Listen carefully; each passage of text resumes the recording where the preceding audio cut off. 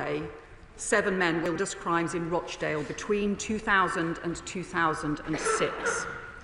They were convicted of treating teenage girls as sex slaves, repeatedly raping them in filthy flats, alleyways and warehouses.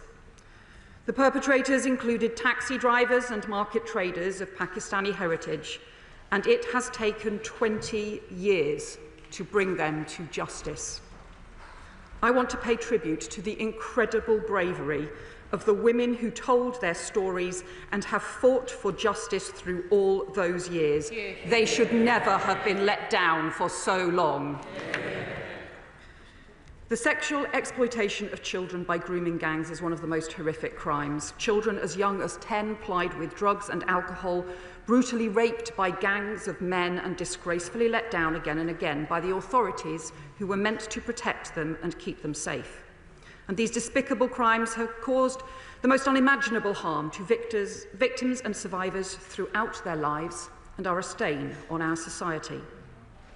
5 months ago, I told the House our most important task was to stop perpetrators and put them behind bars. I can report that work is accelerating. Arrests and investigations are increasing. After I asked police forces in January to identify cases involving grooming and child sexual exploitation allegations that had been closed with no further action, more than 800 cases have now been identified for formal review, and I expect that figure to rise above 1,000 in the coming weeks. Let me be clear. Perpetrators of these vile crimes should be off our streets, behind bars, and paying the price for what they have done. Further rapid action is also underway to implement recommendations of past inquiries and reviews, including the 7-year independent inquiry into child abuse, recommendations which for too long have sat on the shelf. So in the Crime and Policing Bill, we are introducing the long overdue mandatory reporting duty, which I called for more than 10 years ago, as well as aggravated offences for grooming offenders so their sentences match the severity of their crimes. And earlier this year, I also commissioned Baroness Louise Casey to undertake a rapid national audit of the nature, scale and characteristics of gang-based exploitation. I specifically asked her to look at the issue of ethnicity and the cultural and social drivers for this type of offending, analysis that had never previously been done, despite years of concerns being raised. And I asked her to advise us on what further reviews, investigations and actions would be needed to address the current and historical failures that she found. I told Parliament in January I expected Baroness Casey to deliver the same kind of impactful and no-holds-barred report that she produced on Rotherham in 2015, so we never shy away from the reality of these terrible crimes. And I am very grateful to Louise and her team that they have done exactly that, with a hugely wide-ranging assessment conducted in just 4 months. The findings of her audit are damning. At its heart, she identifies a deep-rooted failure to treat children as children, a continued failure to protect children and teenage girls from rape, from exploitation and serious violence, and from the scars that last a lifetime. She finds too much fragmentation in the authorities' response, too little sharing of information, too much reliance on flawed data, too much denial, too little justice, too many criminals getting off, too many victims being let down. The audit describes victims as young as 10, often those in care, or children with learning or physical disabilities, being singled out for grooming precisely because of their vulnerability. Perpetrators still walking free because no one joined the dots, or because the law ended up protecting them instead of the victims that they had exploited. Deep-rooted institutional failures, stretching back decades where organisations who should have protected children and punished offenders looked the other way. And Baroness Casey found blindness, ignorance, prejudice, defensiveness, and even good but misdirected intentions all played a part in this collective failure. And on the key issues of ethnicity that I'd asked her to examine, she has found continued failure to gather proper, robust national data, despite concerns being raised going back very many years. In the local data that the audit examined from 3 police forces, they identify clear evidence of overrepresentation among suspects of Asian and Pakistani heritage men, and she refers to examples of organisations avoiding the topic altogether for fear of appearing racist or raising community tensions.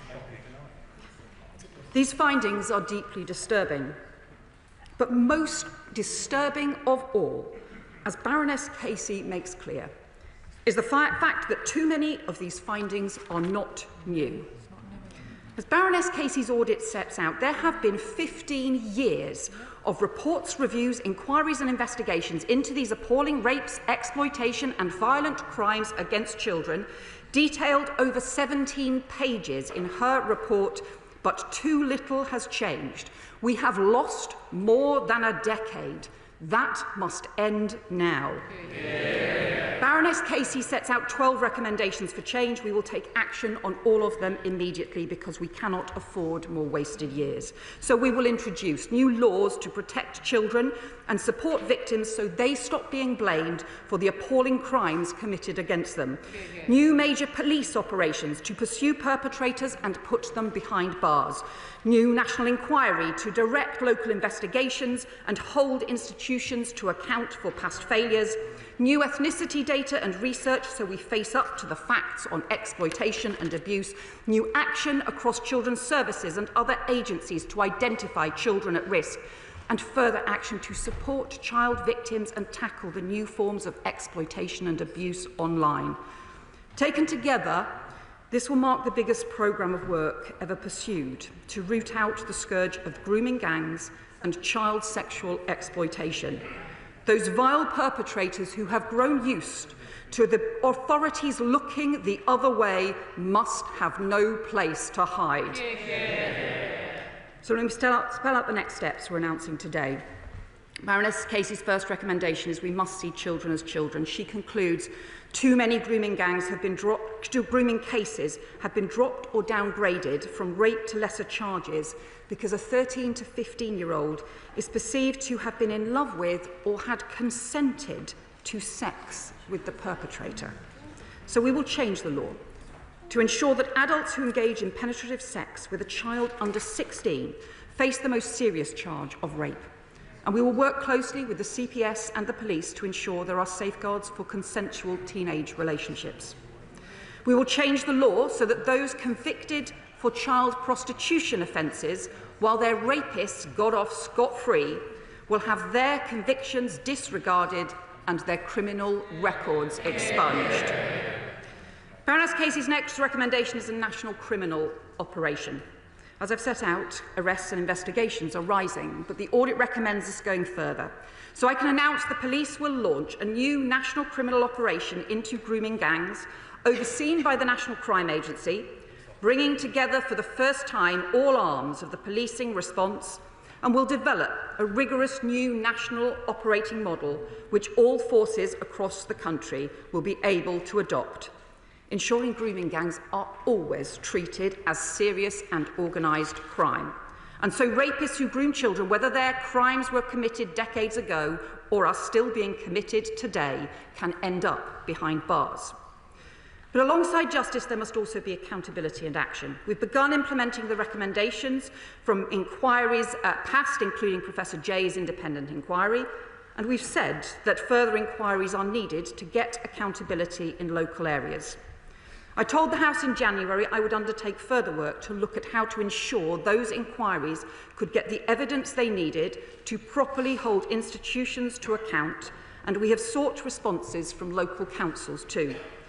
We asked Baroness Casey to review those responses as well as the arrangements and powers that had been used in past investigations and inquiries to consider the best means to get to the truth. Her report concludes that further local investigations are needed, but they should be directed and overseen by a national commission with statutory inquiry powers. We agree, and we will set up a national inquiry to that effect. Baroness Casey is not recommending another overarching inquiry of the kind conducted by Professor Alexis Jay, and she recommends that the inquiry should be time-limited. but its purpose must be to challenge what the audit describes as continued denial, resistance and legal wrangling among local agencies, and we will set out the further details on the national inquiry in due course. Mr. Speaker, I warned in January that the data collection we had inherited from the previous government on ethnicity was completely inadequate. It was only collected on 37% of suspects. Baroness Casey's audit confirms that ethnicity data is not recorded for 2/3 of grooming gang perpetrators, and she says it is not good enough to support any statements about the ethnicity of group-based child sexual exploitation offenders at the national level. I agree with that conclusion, and frankly it is ridiculous and helps no one that this basic information is not collected, especially when there have been warnings and recommendations stretching back 13 years about the woefully inadequate data on perpetrators, which prevents patterns of crime being understood and tackled. The immediate changes I announced in January to police recording practices are starting to improve the data, but we will need to go much further.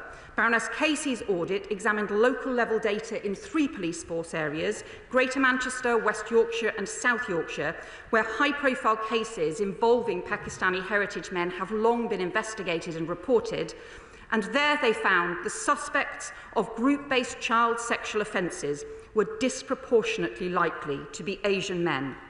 She also found indications of disproportionality in serious case reviews.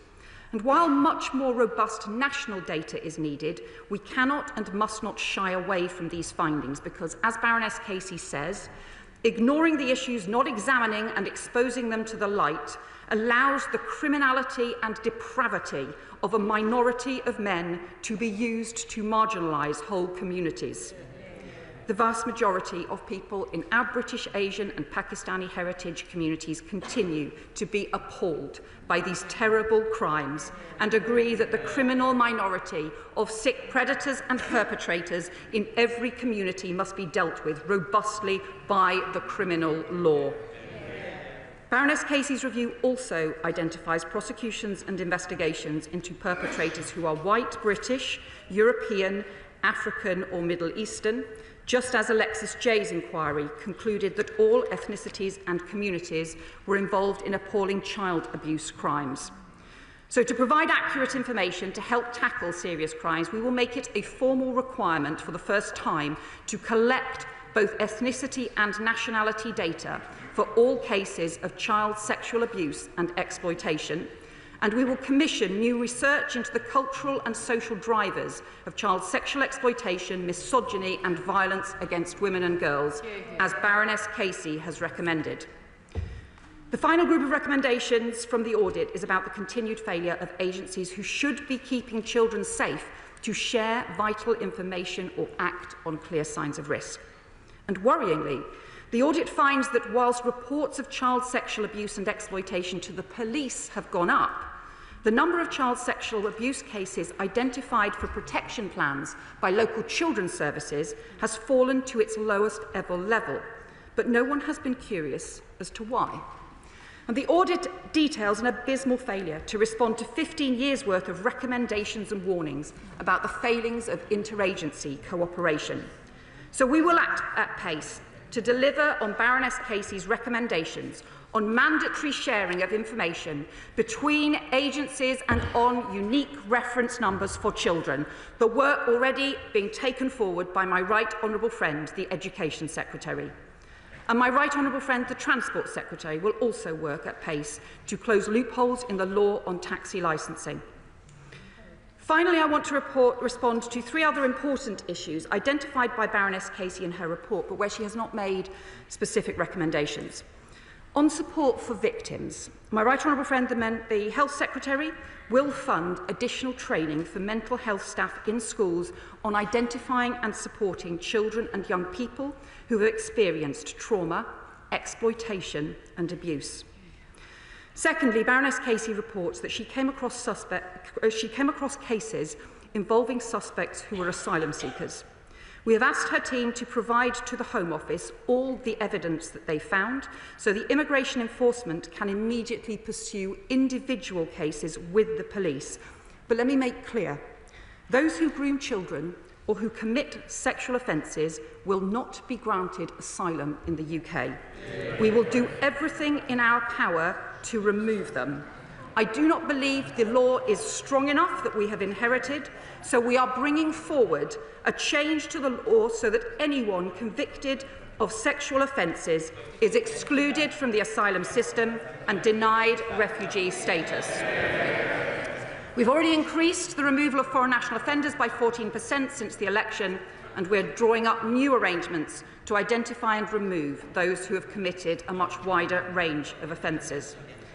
Finally, Baroness Casey describes ways in which patterns of grooming gang child sexual exploitation are changing, including evidence of rape and sexual exploitation taking place in street gangs and drug gangs that combine criminal and sexual exploitation. I do not believe that this kind of exploitation has been sufficiently investigated. It also describes sexual exploitation in modern slavery and trafficking cases, and most significant of all, it describes the huge increase in online grooming and horrendous sexual exploitation and abuse, including the use of social media apps to build up relationships and lure children into physical abuse. And the audit quotes one police expert saying, "If Rotherham were to happen again today, it would start online." So, Mr. Speaker, we are also passing world-leading new laws to target those who groom and exploit children online, investing in cutting-edge technology to target the highest harm offenders, but we will need to do much more, or the new scandals and shameful crimes of the future will be missed. When the final report of Alexis Jay's 7-year national inquiry was published in October 2022, the then Home Secretary, Grant Shapps, issued a profound and formal public apology to the victims of child sexual abuse so badly let down over decades by different levels of the state. As Shadow Home Secretary at that time, I joined him in that apology on behalf of the opposition and extended it to victims of child sexual exploitation too. To the victims and survivors of sexual exploitation and grooming gangs, on behalf of this and past governments and the many public authorities who let you down, I want to reiterate an unequivocal apology for the unimaginable pain and suffering that you have suffered and the failure of our country's institutions through decades to prevent that harm and keep you safe. But words are not enough. Victims and survivors need action. The reforms I've set out today will mean the strongest action any government has taken to tackle child sexual exploitation, more police investigations, more arrests, a new inquiry, changes to the law to protect children, and a fundamental overhaul of the way organisations work to support victims and put perpetrators behind bars. But none of this will work unless everyone is part of it, unless everyone works together to keep our children safe. I commend this statement to the House. Right. Hopefully it's now available in the table office for those members who wish to see the report. The other thing is, the Home Secretary quite rightly took longer than expected, and I have no problem with that. Just to say to the Leader of the Opposition, Kemi Badenoch, the same is available as well, and to the Lib Dems. Kemi Badenoch. Mr. Speaker, I'd like to thank the Right Honourable Lady for advance sight of this statement. Although I must say, I couldn't believe my ears, listening to the Home Secretary's statement as if this was their plan all along, when we all know it is another U-turn. After months of pressure, the Prime Minister has finally accepted our calls for a full statutory national inquiry into the grooming gangs. And I welcome that we have finally reached this point. And we must remember that this is not a victory for politicians, especially the ones like the Home Secretary who had to be dragged to this position, or the Prime Minister. This is a victory for the survivors who have been calling for this for years. I have been speaking to many who do not have confidence that a government that ignored their concerns will deliver. But before I turn to the detail of the Home Secretary's statement, I want to recognise the tireless work of those who refuse to let this issue be buried. Survivors like Fiona Goddard, who bravely waived her anonymity, and the parents of survivors like Marlon West, who I spoke to this morning. Maggie Oliver, whose courage in speaking truth to power has been instrumental in bringing us to this point. The late Andrew Norfolk, whose fearless journalism brought these crimes to light, Baroness Casey for her review, and Charlie Peters, who has consistently been a voice for the voiceless. Mr. Speaker, the Prime Minister's handling of this scandal is an extraordinary failure of leadership. His judgment has once again been found wanting. Since he became Prime Minister, he and the Home Secretary dismissed calls for an inquiry because they did not want to cause a stir. They accused those of us demanding justice for the victims of this scandal as, and I quote, jumping on a far-right bandwagon. Yes. A claim the Prime Minister's official spokesman restated this weekend. Shameful. It has been left to Conservatives time and time again to force this issue. 3 times, Mr. Speaker. 3 times. They can mutter now. They all mutter now. 3 times, Mr. Speaker, these Labour MPs voted against the national inquiry. They voted against it 3 times. Liberal Democrats didn't bother to vote at all, asleep at the wheel. Labour MPs voted against a reasoned amendment to the Children's Bill. At committee stage of that bill, they voted against. At committee stage of the crime and policing... Mr. Swallow, I want to set a good example. It's a very serious debate. Temps are running high, but I certainly don't want you to see you pointing and shouting and bawling in that way. Ben. Mr. Speaker, they can point and shout as much as they like. They know the truth as we on the side of the House do. Yes. 3 times, I will repeat myself, Mr. Speaker, 3 times. Labour MPs voted against a reason amendment to the Children's Bill. At committee stage of that bill, they voted against. At committee stage of the Crime and Policing Bill, they voted against a national inquiry. And at Prime Minister's questions, the Prime Minister repeatedly ruled out a national inquiry to the chairs of all of these Labour MPs who are now pretending this is what they believed all along. And no doubt, the Home Secretary, in her response to me, will try and claim that the previous government did nothing. Yes, yes. A wholly false assertion that she should not repeat today. The Conservative government took extensive action, starting with the original J report commissioned in 2014 by the then Home Secretary Theresa May. A year later, she commissioned the independent investigation into child sexual abuse, and Sajid Javid commissioned ethnicity data collection in 2018. So it is wrong, as the Home Secretary said, to claim that ethnicity data collection had not been done, and I will remind her that the Foreign Secretary criticised Sajid Javid at the time, said he was bringing the Office of Home Secretary into disrepute and said he was pandering to the far right for doing exactly what she says she's doing now. They should be ashamed of themselves. We accepted all the recommendations of that previous child sexual inquiry of 2022, except the one to have a new cabinet minister, which would not have made any difference at all to the victims of this scandal.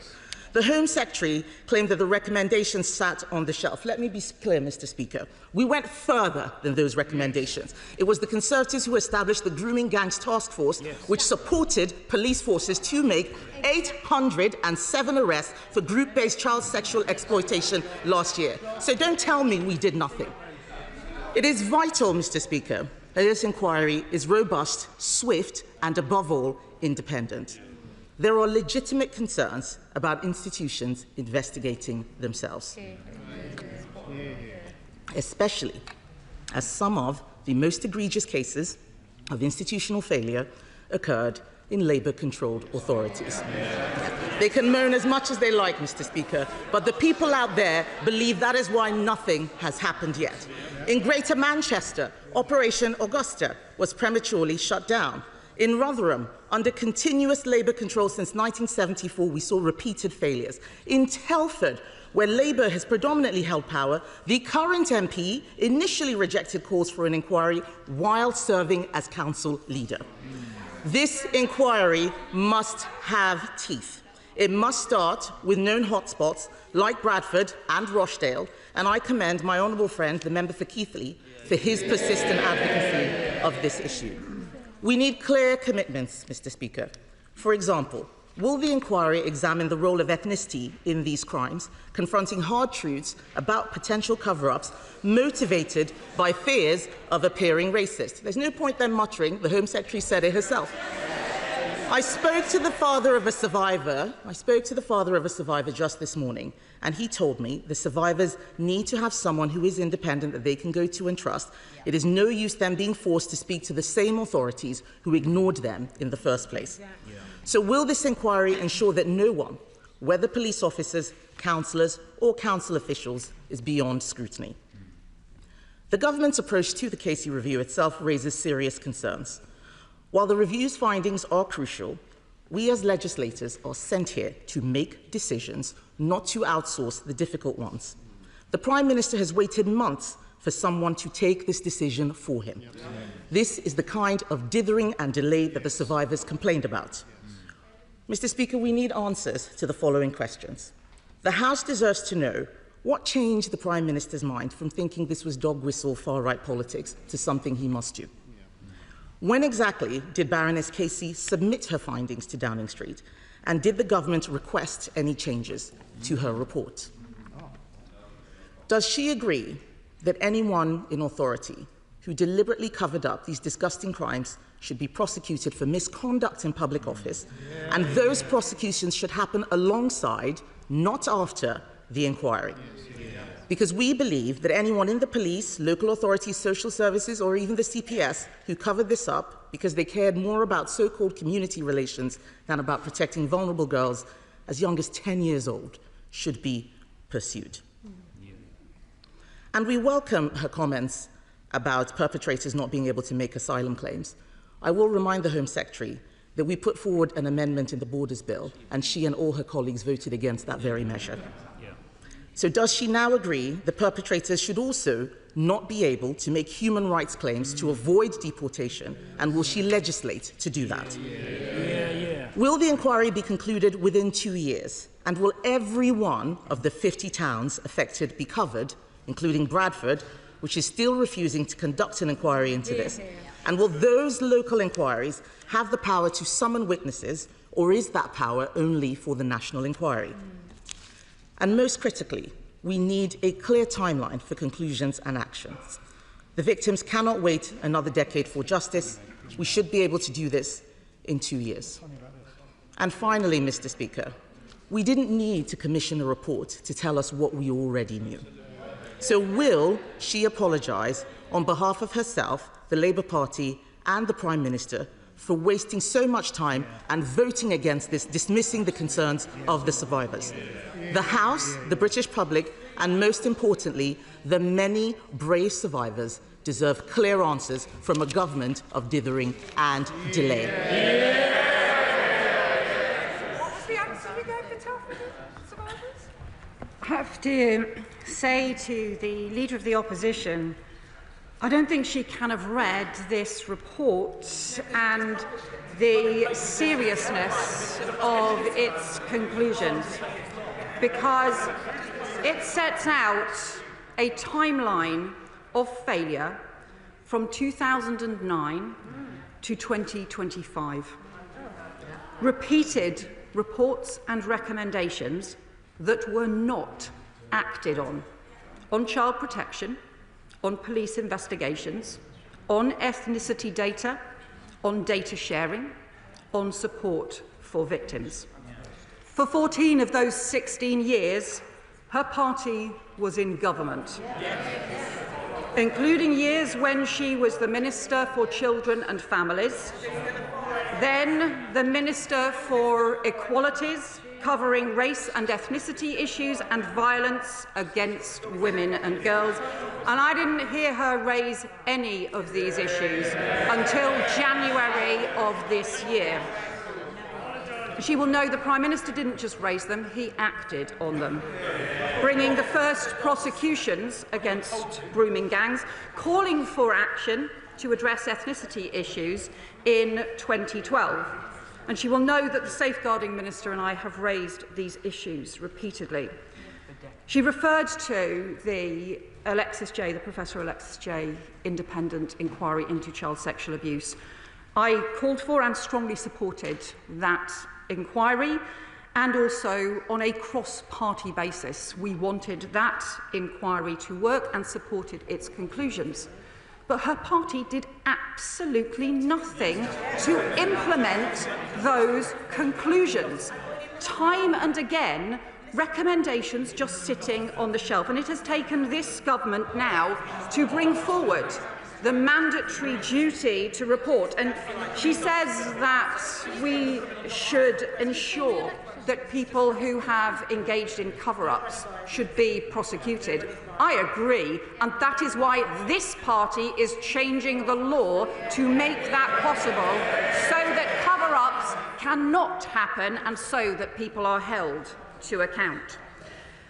She'll also know that the votes she's referred to, what she wanted to do, and the amendment she put forward, would have wrecked the children's well-being and schools bill. The very bill which includes 2 of Baroness Casey's recommendations strengthening child protection, recommendations that she and her party refused to introduce over 14 years. And I am sorry that she chose not to join in the apology to victims and survivors for decades of failure that was a cross-party apology in 2022. And it should be again if she really had victims' interests and the national interest at heart. Thank you, Mr. Speaker. And I listened, I sat with a cold fury at what was coming out of the mouth of the Leader of Opposition. Because much of it is beneath contempt. Can I commend today's statement, and can I commend her for commissioning a fiercely independent figure like Louise Casey to conduct this national audit, without which we would not have had today's outcome. In Rochdale, we know all too well how many years it has taken for victims to get the justice they deserve. They have waited many, many years to see these sick criminals locked up and put behind bars. But also, I mean, only last week we had 7 more of these perverts locked up in Rochdale, and that is a testimony to the police and the prosecution who finally got these cases together. But the victims also want accountability for anyone in a position of authority, as she has said, anyone who found out about this and failed to act, or knew about it and failed to act. So does she agree with me that no councillor of any political party, no social worker, no police officer, no council officer and no ethnic group should hide from the fierce scrutiny of this national inquiry? My honourable friend is right to raise the appalling case in his constituency where 7 people were convicted on Friday, and he will know as well that there are further criminal investigations still ongoing as well, and it is shameful how long it has taken to get justice for those victims. I also agree with him that there can be no hiding from justice for anyone on this appalling issue where victims and survivors have been let down for far too long, and I would hope that this could be a cross-party process to support that.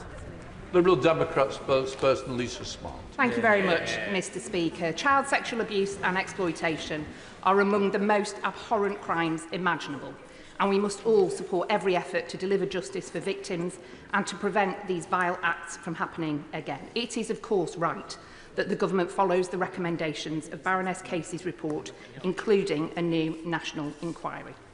Survivors must be at the heart of this process. Their voices, experiences and insights must shape both the inquiry and its outcomes.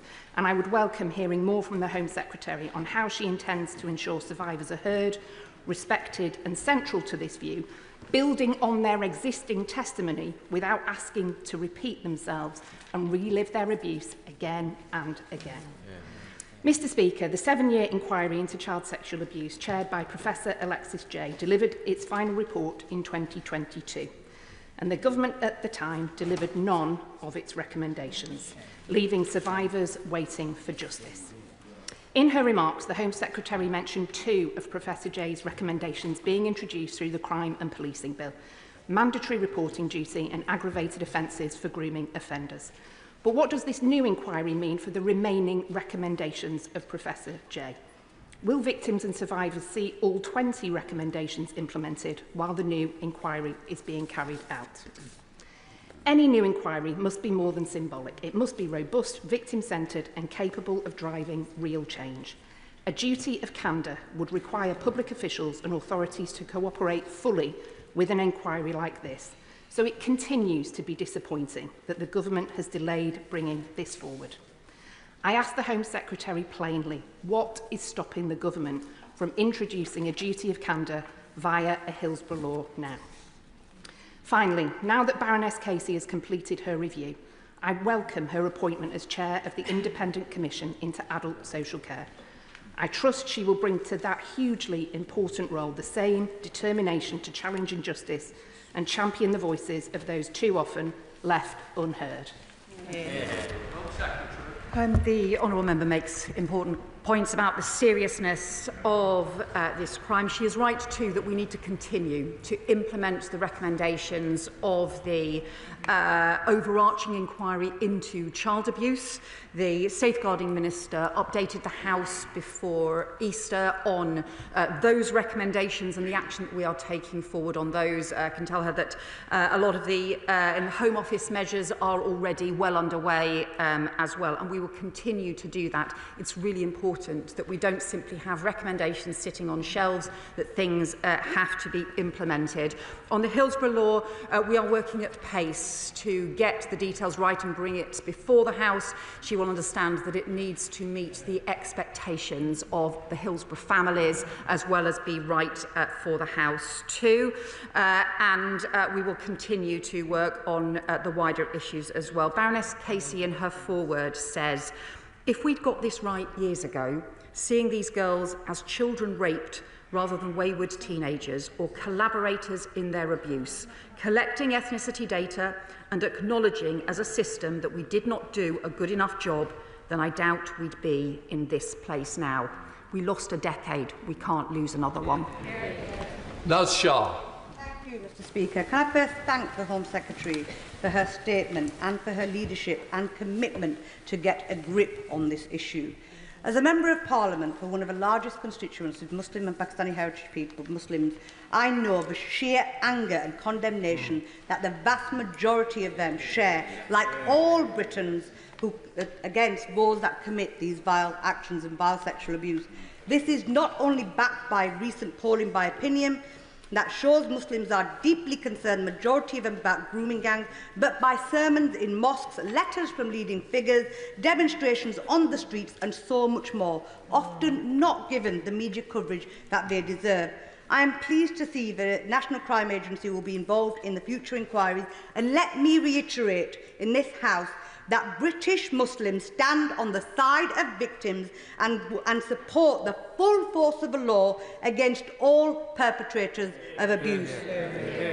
But would the Home Secretary agree with me that those that display selective outrage or fan the flames to blame entire communities do nothing to protect innocent victims or further the cause of victims? Can I welcome my honourable friend's points that she makes about the anger in her community, the anger across British Muslim communities towards the grooming gangs, towards the rape of children, towards these appalling crimes, and the work that she has long called for, including stronger action from the police to be able to go after perpetrators and bring them to justice.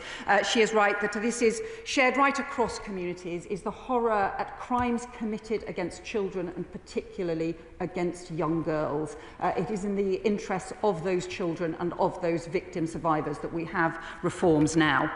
Chair of the Home Affairs Select Committee, Karen Bradley. Thank you very much, Mr. Speaker. Can I thank the Home Secretary for her statement and for early sight of it. I'm pleased also that Baroness Casey has agreed to come before the committee tomorrow to set out her report more clearly to us. I'm concerned about the potential for inquiries trying to get to the truth, potentially prejudicing criminal trials. So could she set out how she envisages the two things running alongside each other, an inquiry and criminal prosecutions?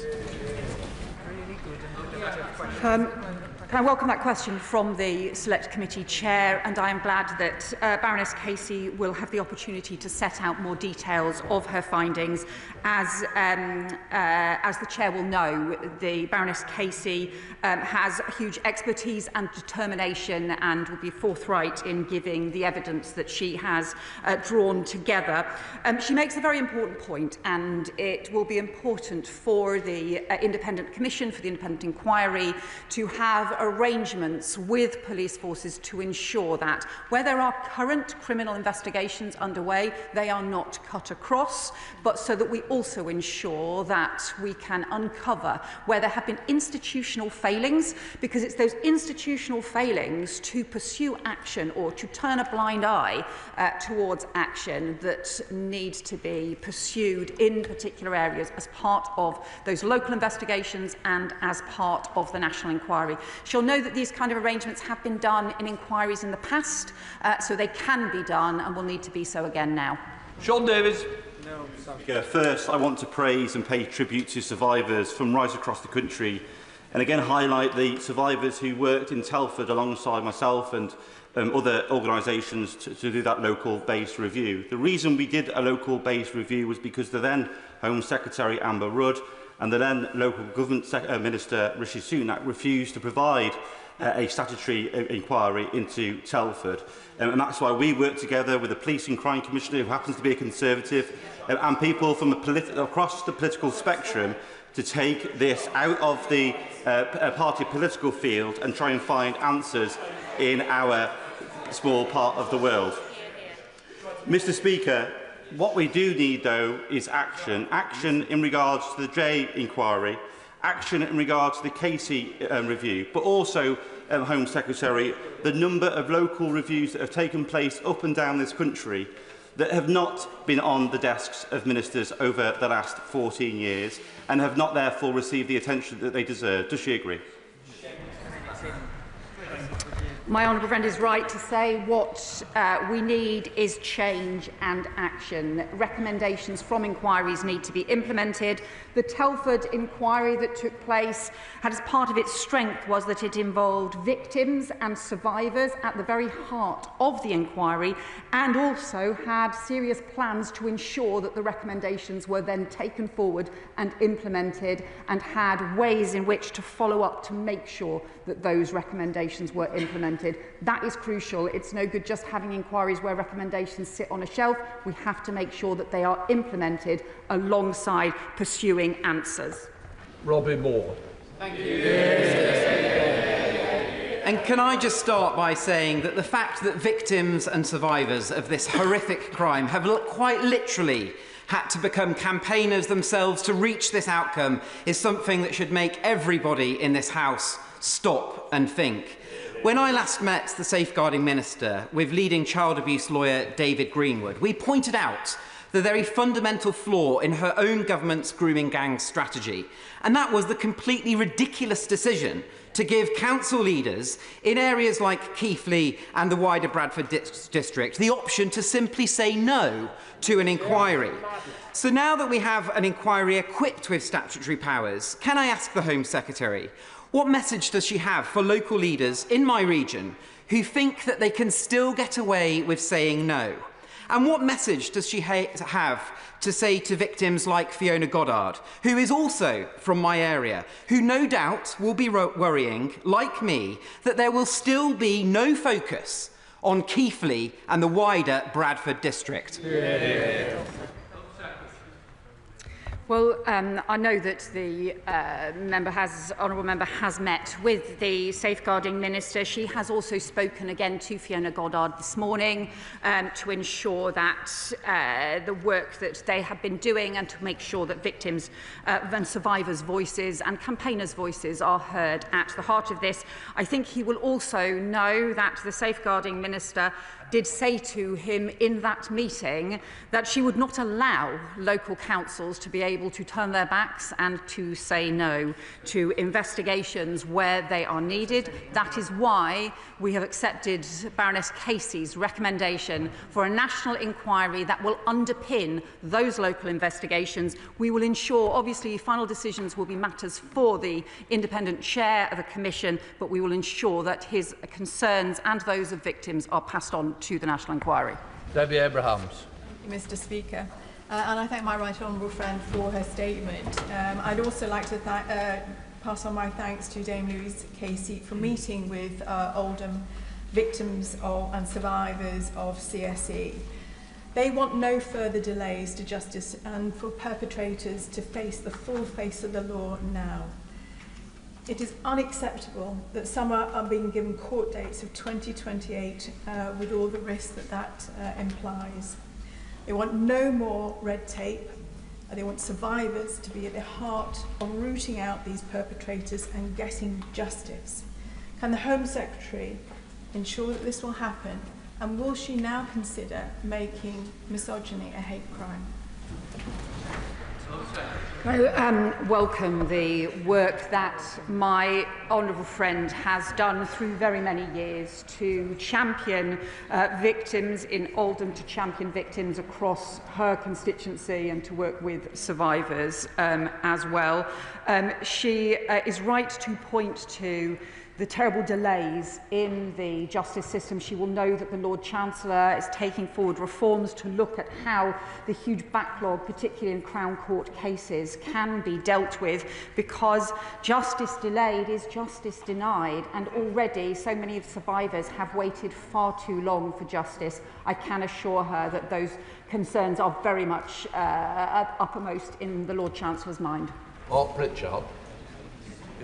Where there have been local inquiries commissioned by councils, will there be an opportunity for those same areas to fall under the remit of this national inquiry to ensure that some of the issues that the Home Secretary herself references today are still ongoing, are caught within the new framework of the new inquiry? The question he raises is an important one, and ultimately the final decisions will need to be for the independent chair and the Commission. That's what happens when we set it up as a national inquiry rather than a government process. But he was right. He will know that, for example, there have been concerns raised around investigations and inquiries that have taken place around Greater Manchester, having final areas that they were not able to compel or to get to the bottom of. They have worked as a result with the Her Majesty's Inspectorate for Policing in order to be able to pursue the final stages of an investigation inquiry. And we did look at whether there were other powers, either through local government acts or through in police inspection powers. However, the simplest way to address this is for it to be done through the national inquiry, and he will be able to make representations around his area, so will any other MPs be able to make representations on their area too. Pegs. By welcoming this statement and the absolute determination of Baroness Casey and this government to hold the perpetrators to account and to hold to account those who may have been involved in cover-ups. One of the recommendations that comes through in the report is around the confusion between different agencies. A particular element around that is around taxi licensing and taxis from out-of-town areas. Yeah. And I know definitely from my own city of Peterborough, the challenge both to law-abiding, decent taxi drivers undercut by different licensing laws, but also law enforcement and the safety of passengers where we have plates from different areas. I note that's one of the recommendations. Can my right honourable friend give us more details of how we will move at speed to create a national level playing field so that passengers are safe and drivers have the support they need to keep everyone safe?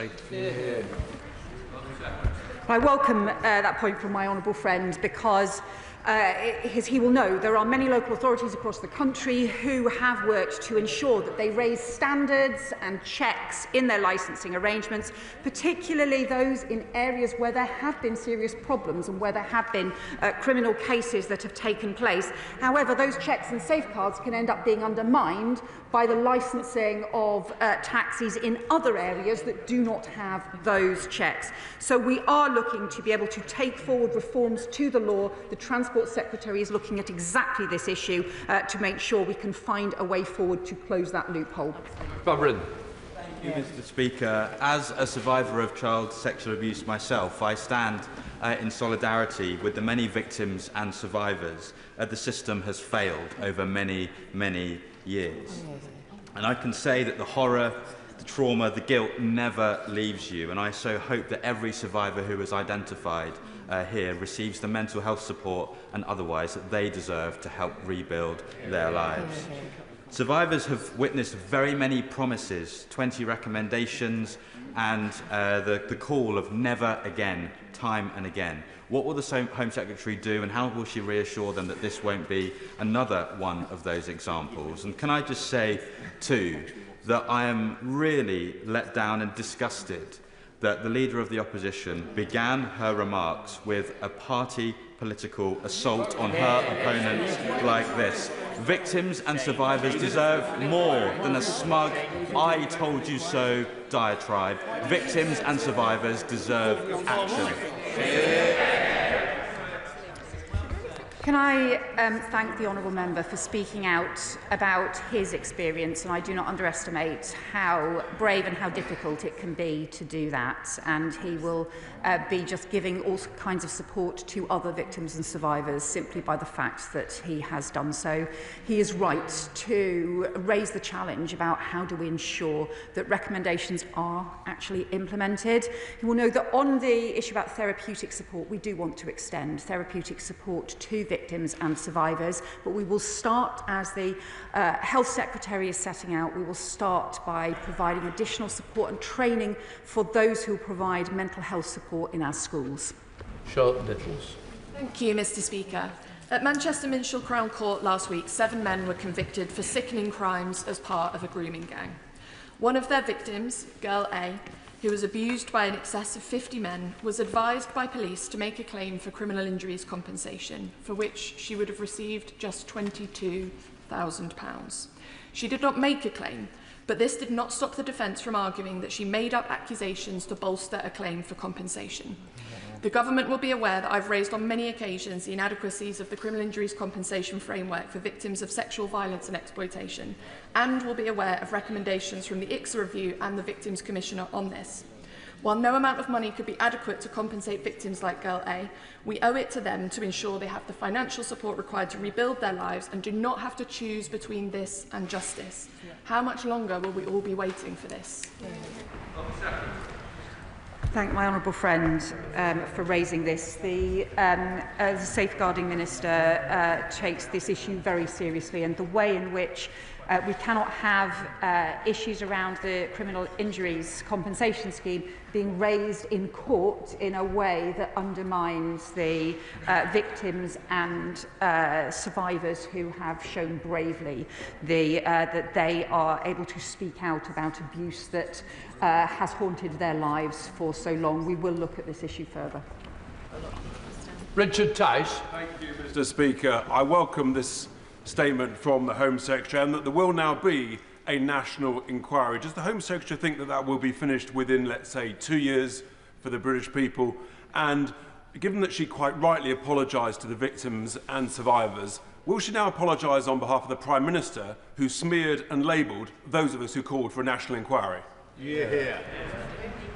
Well, he raises the issue about the timescale for this, and the so in the discussions that we have had with Baroness Casey, and also recognising the many issues that people want to raise with an inquiry, we had expected that it might take around 3 years. Clearly, if the Commission is able to work faster than that, then people will clearly want answers as swiftly as possible. But final details about the timings will obviously need to be determined. I think we do need to make sure that we are both implementing the recommendations of previous inquiries, and also making sure that we are pursuing these further investigations in local areas as swiftly as possible. And I do reiterate in my statement earlier the recognition of the huge harm that has been done to victims and survivors through decades. And I would urge him to look at that section of Louise Casey's report with the 17 pages of failure year after year after year to follow through and to take action. And I do believe that victims and survivors are owed an apology for that failure over very many years. David Lammy. Thank you, Mr. Speaker. Mr. Speaker, I think it's fair to say there are many issues in this House which we may disagree on, but an issue of this magnitude is something that should bring all of us as parliamentarians together to work to ensure we get justice for those victims. The Home Secretary has outlined the next phase of this, but if we're really honest with ourselves, for every victim who's come forward to share her horrific testimony, there are so many more girls up and down the country who have not come forward. So it's in their interest that we make sure we get this right as a country. The Home Secretary has outlined the issues around data and the lack of data gathering. One of the areas I've raised consistently is around criminal exploitation by gangs who sexually exploit young people and then use them to carry out their horrific county lines up and down the country. Does the Home Secretary agree that that collection of data must also lay with the Met Police forces, other chief police forces across the country and British Transport Police? My honourable friend is right that so many victims and survivors don't come forward, and we need to make it easier for people to do so and recognise the scale of the abuse that takes place. But I agree with her on this really important issue about the county lines and the interaction between criminal exploitation and sexual exploitation. Too often the county lines and criminal exploitation is seen as an issue involving teenage boys, but very often teenage girls are also drawn in, and very often that also means sexual exploitation as well. I don't believe enough investigation has been done yet into this particular pattern and form of child sexual abuse and exploitation. As we strengthen the law on criminal exploitation of children, we need to make sure that this issue is properly pursued, as she says, as part of the data gathering, but further research as well. Esther Magna. Thank you, Mr. Speaker. This government has been dragged kicking and screaming to deliver a national inquiry, having dismissed the pleas of a nation for one as jumping on a far-right bandwagon. This reluctance is why my honourable friend for Great Yarmouth will continue with his inquiry, and I will be supporting him in this. But can I ask the Home Secretary, will this government's inquiry investigate the political motivations behind the cover-ups, including the role of the Labour Party, or will this continue to be swept under the carpet? What I say to the honourable member is I think everyone should want not just to get to the truth about past failures, but also to make sure that we make the changes to protect children for the future as well.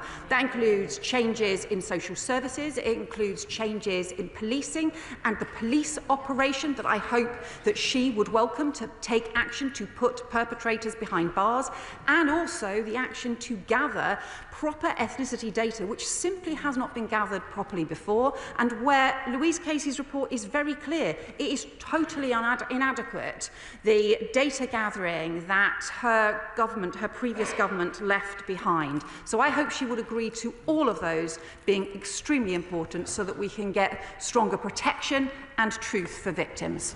Elsie Blunder. Thank you, Mr. Speaker.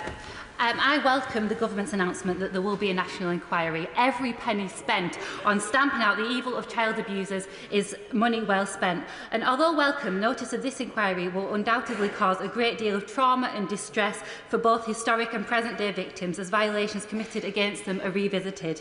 As the honourable member opposite referenced, what steps can the government take to ensure that victims and witnesses have access to robust mental health support, and how can we ensure that our courts, as my honourable friend, the member member for Oldham East and Saddleworth mentioned, especially in places like Greater Manchester, which face extensive court backlogs, are sufficiently resourced to ensure that at the end of this process, justice is finally delivered?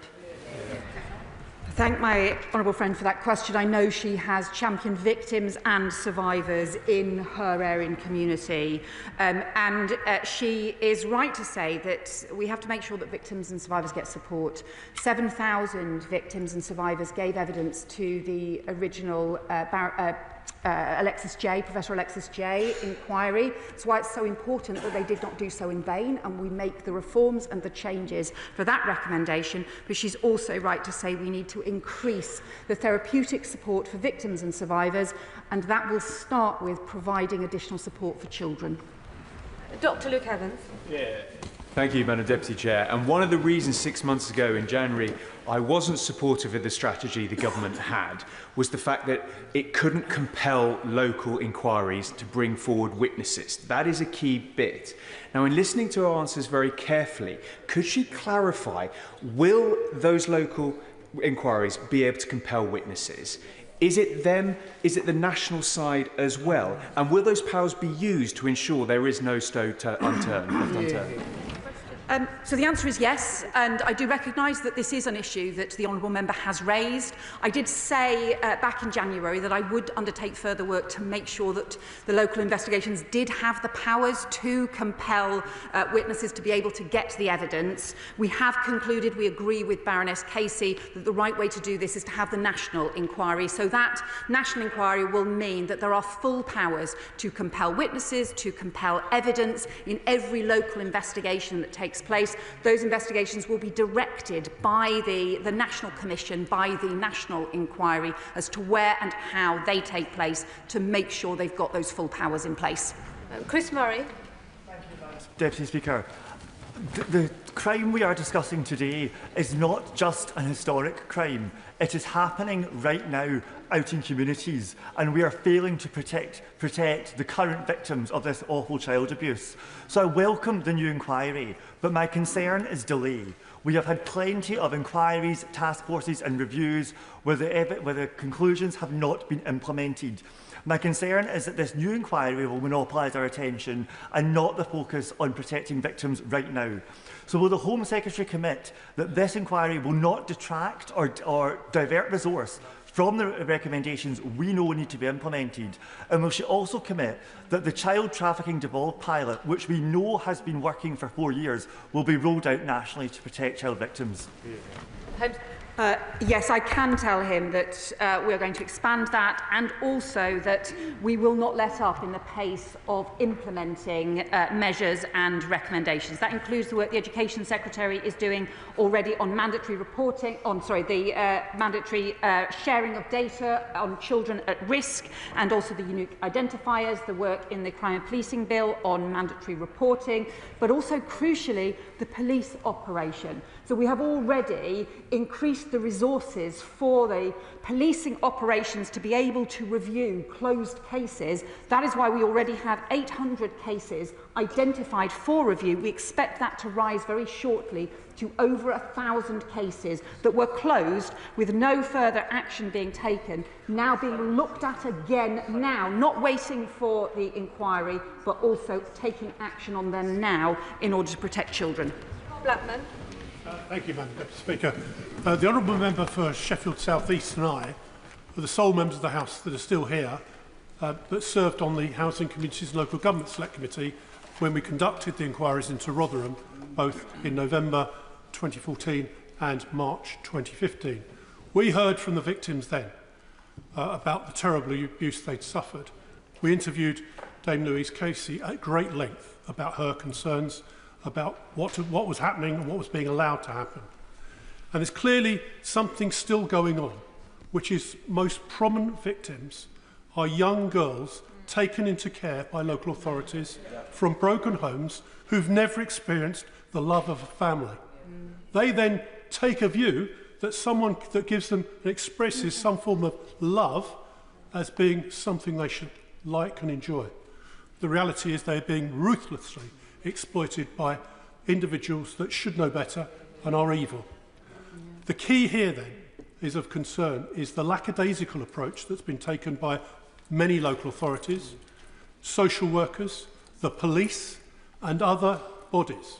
And the concern that I have, and I'm sure other members have, and this is genuine, is that a local inquiry won't get those individuals who either turned a blind eye or actually participated in the abuse to actually give evidence. So will she ensure that those inquiries, witnesses are called under oath, so that we can get to the bottom of this and make sure those people that turned a blind eye or connived are brought to justice as well as the perpetrators? So I can reassure him that the point of having the national inquiry is to ensure that where local institutions are being examined, there will be the powers from the Commission to be able to compel witnesses, to be able to take evidence under oath, to be able to gather information, papers and evidence as they so see fit in order to make sure that we can get to the heart of institutional failure. But he's also right to say that this really is about vile criminals knowing when teenage girls especially, but when young children are vulnerable to the most appalling exploitation and coercion, the playing with children's emotions and vulnerability to draw them in to what is ultimately violent crime and the most terrible abuse. This does raise questions, particularly about the fact that the number of child protection cases identified around sexual abuse has dropped by social services. We are very concerned about that. The Education Secretary is now investigating that, and also the failure to share data properly around the children who are at risk, the ones who are going missing. It's the evidence from, I think, the work that he did and the committee did 10 years ago about missing children, about children in care. It's all the same evidence now. We've got to be better at pursuing that evidence. Jodie Reid. Madam Deputy Speaker, I strongly welcome the Home Secretary's announcement for an inquiry and its commitment to survivors.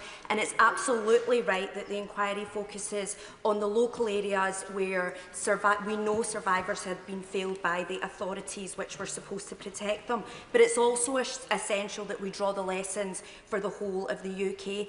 Earlier this year, Professor Alexis Jay from Strathclyde University warned the Home Affairs Select Committee that Scotland is not immune to this kind of organised abuse that we've witnessed elsewhere in the UK, and Scotland's victims and survivors deserve the same assurances of accountability and robust safeguarding measures as anywhere else in the UK. So can I ask the Home Secretary if she will actively seek engagement from the Scottish Government and offer its support and advice to help ensure it also wholeheartedly implements the J recommendations effectively? I welcome my honourable friend's point. The Safeguarding Minister will follow up these issues with the devolved administrations. Obviously, she is right. Of course, this is a devolved issue for Scotland. Nevertheless, she's also right that this kind of appalling crime, this is happening everywhere, and this needs action everywhere in order to safeguard children and protect them. I appreciate how sensitive the topic is, but longer questions mean fewer colleagues will get in, and obviously shorter answers from the Secretary of State will help as well. Richard Ford. Thank you, Madam Deputy Speaker. At one of my surgeries, I heard from a civil servant who had gathered evidence for the independent inquiry into child sexual abuse across the whole of England. They described themselves as being, quote, left emotionally and physically drained after collecting evidence, only for it not to have been acted on by the government. I welcome this government's acceptance of the 12 Casey review findings, but I ask the Secretary of State, will she assure my constituent and other civil servants that there will be no delay in implementing the findings of the IICSA? Well, I can assure him we are taking forward the recommendations already. The Safeguarding Minister updated the House on all of the ICSA recommendations before Easter. Some of them require legislation, and that legislation is passing through, including passing through this House. At the moment, we will have further discussions on those issues later this week. Some of the issues are issues that we are able to take forward already, and we will continue to update the House on the progress on those recommendations. Catherine Atkinson. Thank Thank you, Madam Deputy Speaker. Can I welcome this evidence-led action on grooming gangs? It takes courage to come forward and share deeply traumatic experiences. So will the Home Secretary confirm that this inquiry will build on the evidence and recommendations already collected over previous inquiries, investigations and reports, including the last national inquiry, which in 2022 produced this 200-page report specifically on grooming gangs and looked at over 400 recommendations that had prior to that already been made? And crucially, will she ensure that there is no delay to the action this government is already taken to bring perpetrators to justice, to stamp out these vile crimes and to protect our vulnerable children? I agree with my honourable friend. We need to ensure that the 2-year inquiry into child sexual exploitation that was conducted as part of the Professor Alexis J review, those recommendations, we have agreed to implement all of those recommendations, and one of those on the aggravated sentencing for grooming offences we are taking forward as part of the Crime and Policing Bill.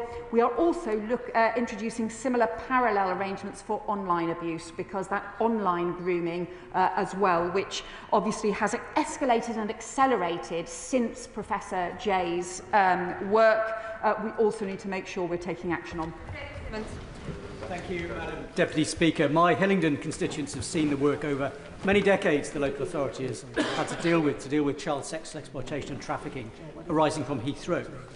One of the issues arising when I led the Local Government Association's response on this, when these cases first came to light, was the sharing of information.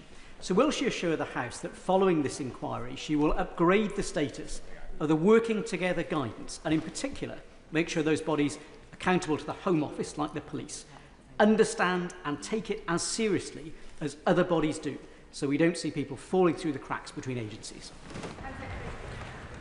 I welcome the honourable member's points on this. Baroness Casey's review does identify that sexual exploitation is a central part of trafficking and modern slavery as well.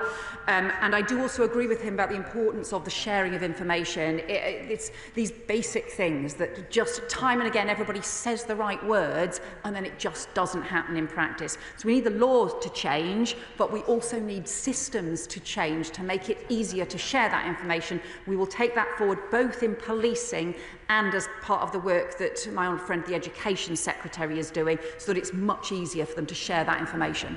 We're introduced.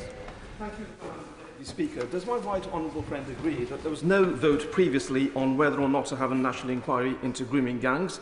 The vote was about having the safeguards of the Children's Wellbeing and Schools Bill.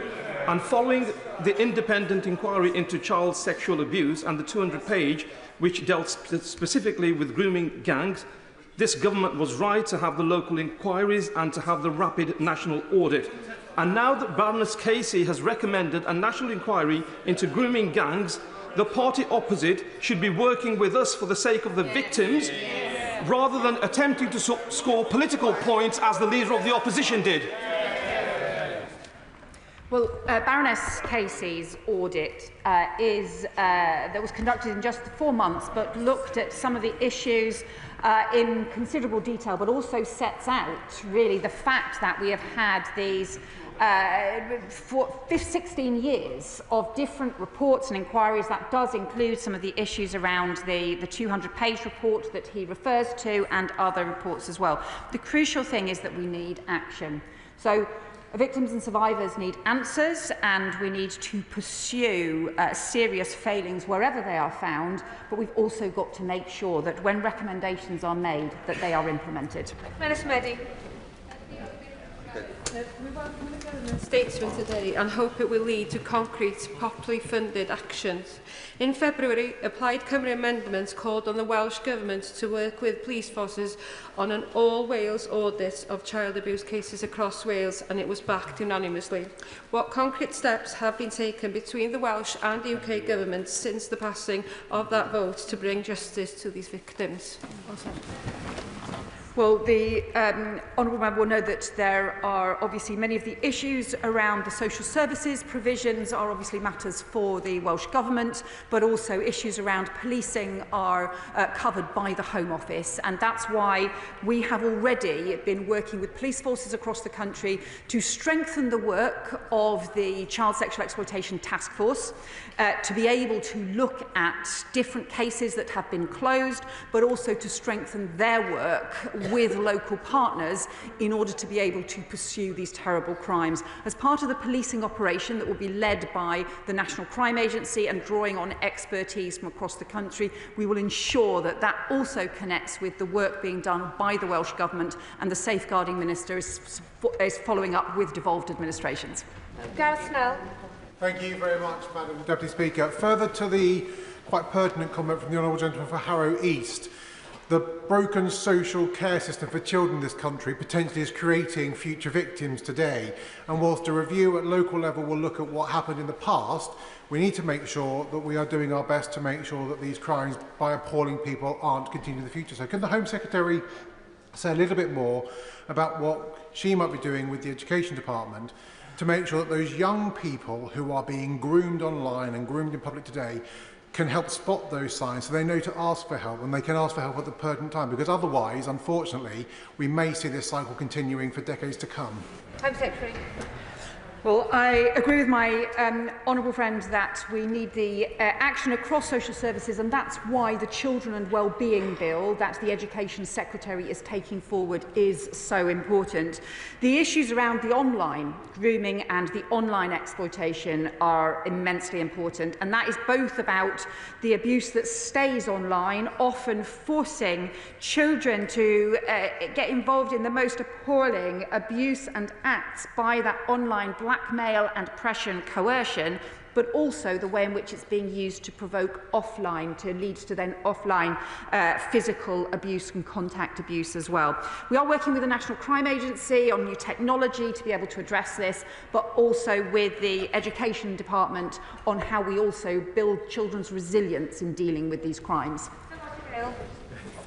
Madam Deputy Speaker, much has been made in the House this afternoon of the fact that a former Director of Public Prosecutions, now Prime Minister, instigated a prosecution against grooming gangs. That being so, he was clearly better placed than most of us to understand the need for the national inquiry that he so rigidly resisted initially. But I'd like to associate myself with the apology offered by the Right Honourable Lady to the House on behalf of all of us and all of the authorities that have failed young people so dismally. Those young people now want to know that they can have confidence and trust in the national inquiry and in who leads it.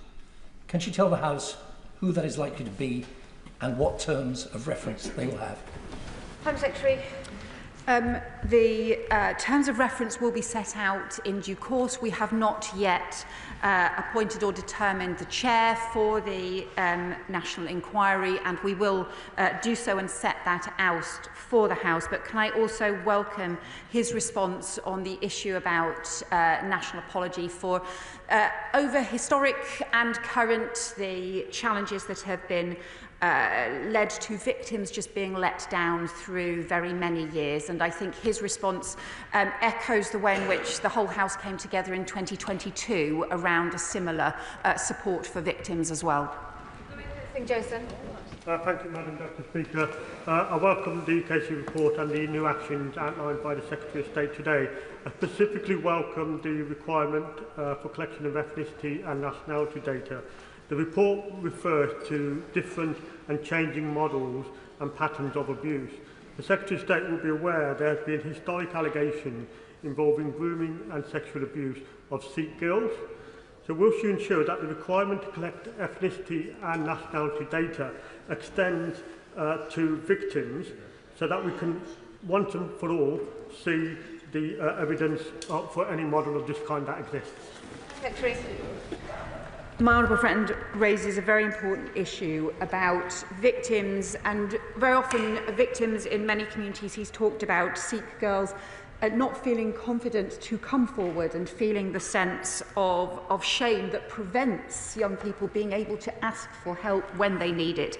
It's essential, therefore, that we strengthen the ethnicity data around victims as well as around perpetrators to make sure that victims and survivors in all communities get the support and safeguarding they need.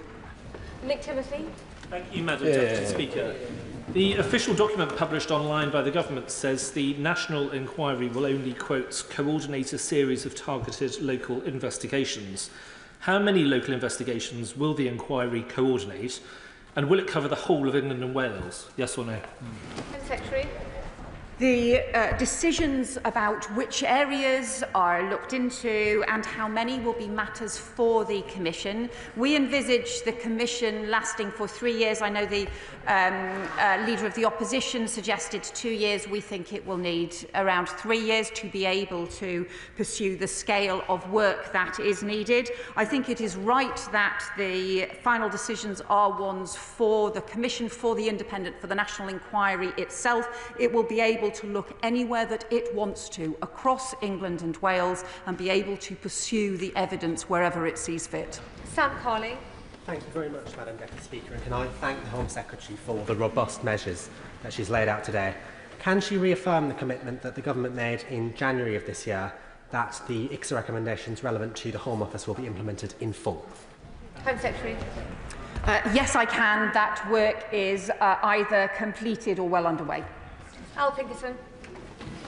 Mr. Speaker, in an era when information is increasingly contested and weaponised, political parties would do well to lead by example by providing credible information and avoiding the spread of disinformation, including about the events, proceedings and procedures of this House.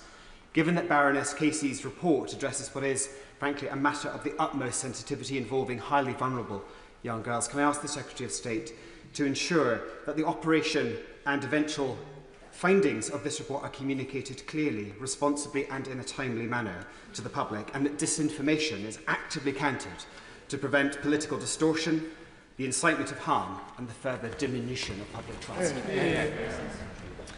I think I respect the really important points the Honourable Member makes, and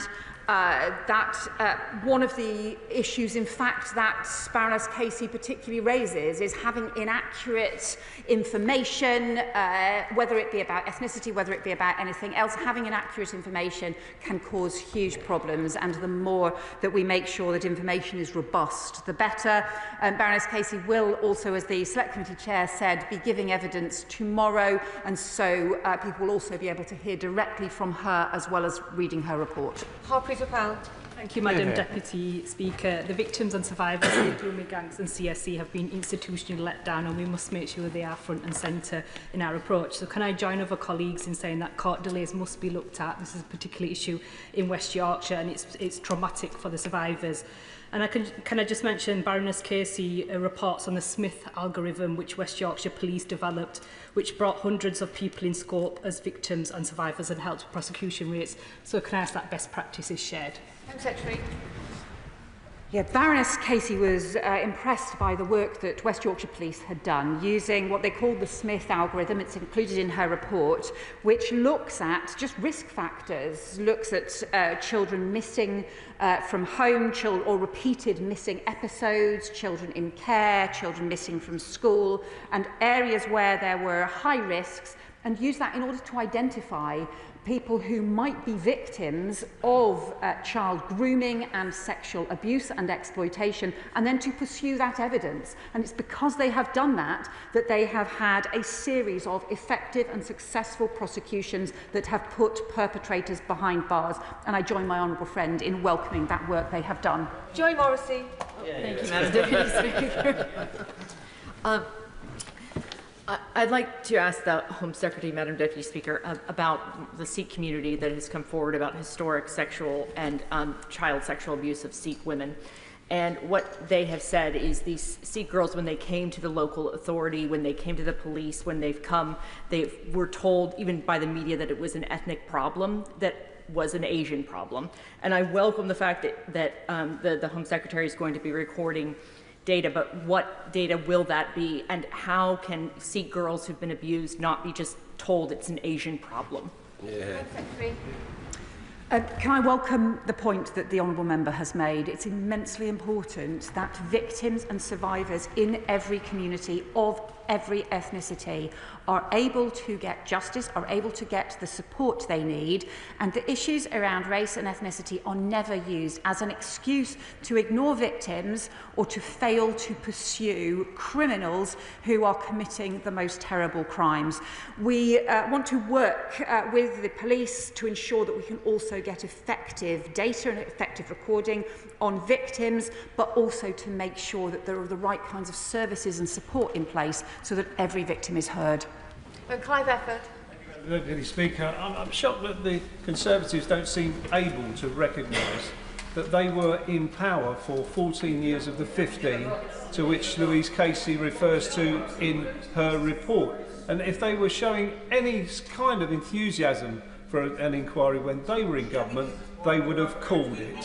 Now, can I just ask my right, so we can dismiss them? Can I ask my right honourable friend, is she confident that we are getting the voice of the victims here? One of the victims, the parents and the children themselves. When we had a similar problem to this back in the 90s when I was in local government, we set up a thing called Childline to give a direct voice to young people so that they could raise their concerns. Does she think that we should have a similar thing here so that victims of child sexual exploitation can get their voices heard? Secretary. My honourable friend makes a really important point, and on the history and the action that's been taken, one of the things that Baroness Casey particularly criticises is a 2020 report that was produced by the Home Office under the previous government, because she concludes that the conclusions that it came to were simply not justified by the data, and that the data that was being gathered was inadequate. I think everyone should recognise that not sufficient action has been taken, whether it be on data, whether it be on sharing, whether it be on implementing recommendations. On the particular issues of victims and survivors, the Safeguarding Minister is doing immensely important work on this and is looking at ways to ensure that the victims and survivors' voices can be at the heart of the new national inquiry and also at the heart of all of the work that the Home Office does in this area as well. Sarah Ball. Thank you, Madam Deputy Speaker. I don't believe I've actually heard an answer to a number of the Leader of the Opposition's questions, so I'll ask the Home Secretary again. When did Baroness Casey submit her findings, and did the Government request any changes? Home Secretary. 10 days ago, and this is Baroness Casey's report. This is her independent report, and anybody who suggests that Baroness Casey report would change her, Baroness Casey would change her views and reports for anyone has not met Baroness Casey. Sean Masterson. Thank you, Madam Deputy Speaker, and I welcome the pace and focus which the Home Secretary has brought to Baroness Casey's report, and she is right to highlight the risk of the unrhyme space and, of course, the rapidity by which that is now a focus. Can she give assurances that protocols will change according to that to ensure that we're looking for the information we don't know about, but also for survivors and victims of exploitation online, that if they have been criminalised, those cases will be quashed so that they're not carrying convictions for the exploitation they experience? Home Secretary. I really welcome the point my honourable friend has made about needing to ensure that victims aren't criminalised for the coercion against them, for the crimes that are committed against them. And it's that failure, I think, that tendency to blame victims for the appalling crimes committed against them that has been a pervasive problem through the years. We are looking further at the issues around the online grooming and exploitation. That is escalating.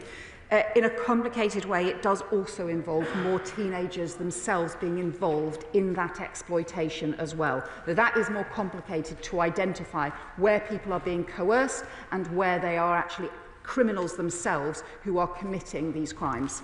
Lee Anderson. Thank you, Madam Deputy Speaker. It is amazing, it is staggering that the Labour MPs can come here today and welcome an inquiry when they was given the chance. They all voted against one. But these girls, these victims of the Pakistani grooming gangs, they were kidnapped, they were abused, they were drugged, they were raped. And when they reached out for help, everybody ignored them. So there's little wonder they have no faith in the system. But they can regain faith if the Home Secretary agrees with me and appoints Maggie Oliver as chair of the inquiry. Well, I would say to the honourable member, the child sexual exploitation and abuse, some of the most vile crimes that our country faces. And what Baroness Casey's report sets out in some detail, set out over 17 pages, just report after report after review after report after review, and so many of those recommendations never implemented. So concerns that were raised at the time of the Rotherham inquiry about issues around ethnicity, about issues around lack of information sharing, about lack of protection for children, simply not acted on. And Baroness Casey herself says, if we'd got this right years ago, seeing these girls as children raped rather than wayward teenagers, then I doubt we would be in this place now. He was a member of the previous government that did fail to do this, and I would hope that he would agree that actually successive governments, successive agencies across the country have failed to act on this, and we need to make sure that there is a proper independent inquiry, as well as, most crucially of all, the action by police to take the operations that will bring perpetrators to justice and put them behind bars. Patricia Ferguson. Thank you, Madam Deputy Speaker, and I thank my right honourable friend for bringing forward the statement today. One of the questions running through Baroness Casey's audit is why. Not just how the type of offending has been allowed to grow unchecked in our society, but what it is that drives people to commit these vile crimes. Can the Home Secretary assure me that the Government will commission serious, thorough, considered research into the drivers of group-based child sexual exploitation, including looking at all the issues around ethnicity and age? And will those findings be shared with the devolved administrations who, as we've heard, have not been exempt from these issues?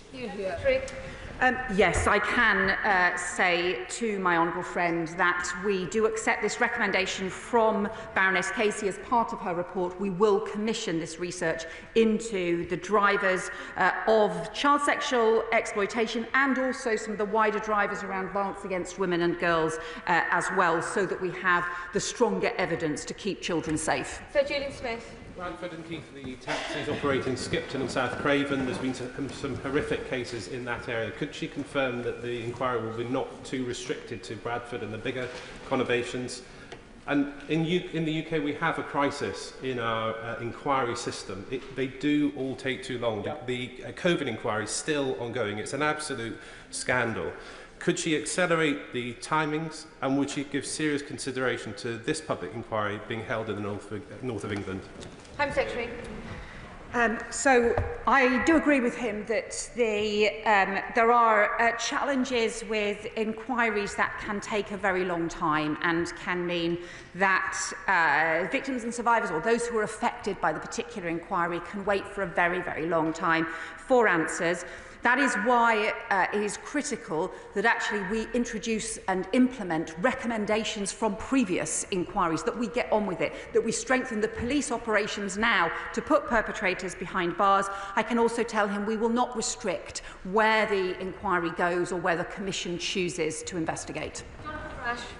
Thank you, Madam Deputy Speaker. I welcome the audit by Baroness Casey today and the Government's instigation of the National Inquiry.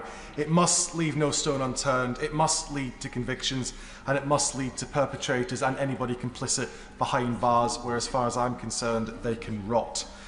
But, Madam Deputy Speaker, it is also important that in this most serious of issues demands serious and considered conduct from the people in this place, including not misrepresenting what happens here. Can the Home Secretary confirm to me that the reasoned amendment referenced by the Leader of the Opposition, if it had passed, would not have led to a national inquiry, it would have blocked child protection measures, and it weaponises child rape to go after clicks? Home Secretary. Order. Home Secretary.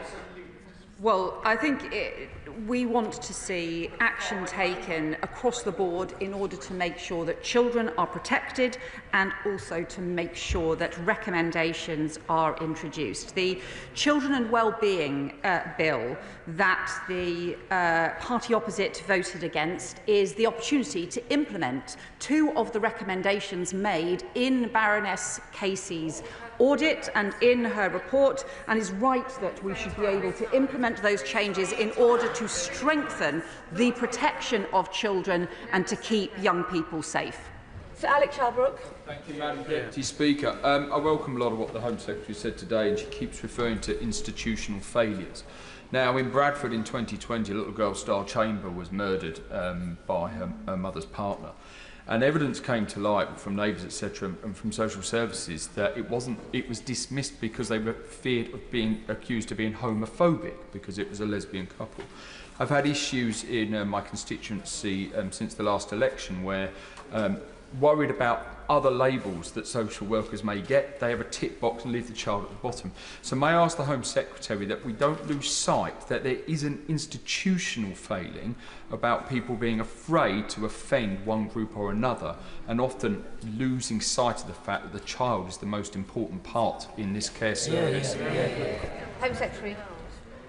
So crime is crime, and the safety of children should always be paramount, whatever the circumstances, and we always need to pursue the evidence. It's why the mantra around policing is to pursue the evidence without fear or favour, and that is the standard that British policing has long applied, and it is the approach that we always have to take to children's safety wherever issues or concerns are raised. Jazz Athwal. Thank you, Madam Deputy Speaker.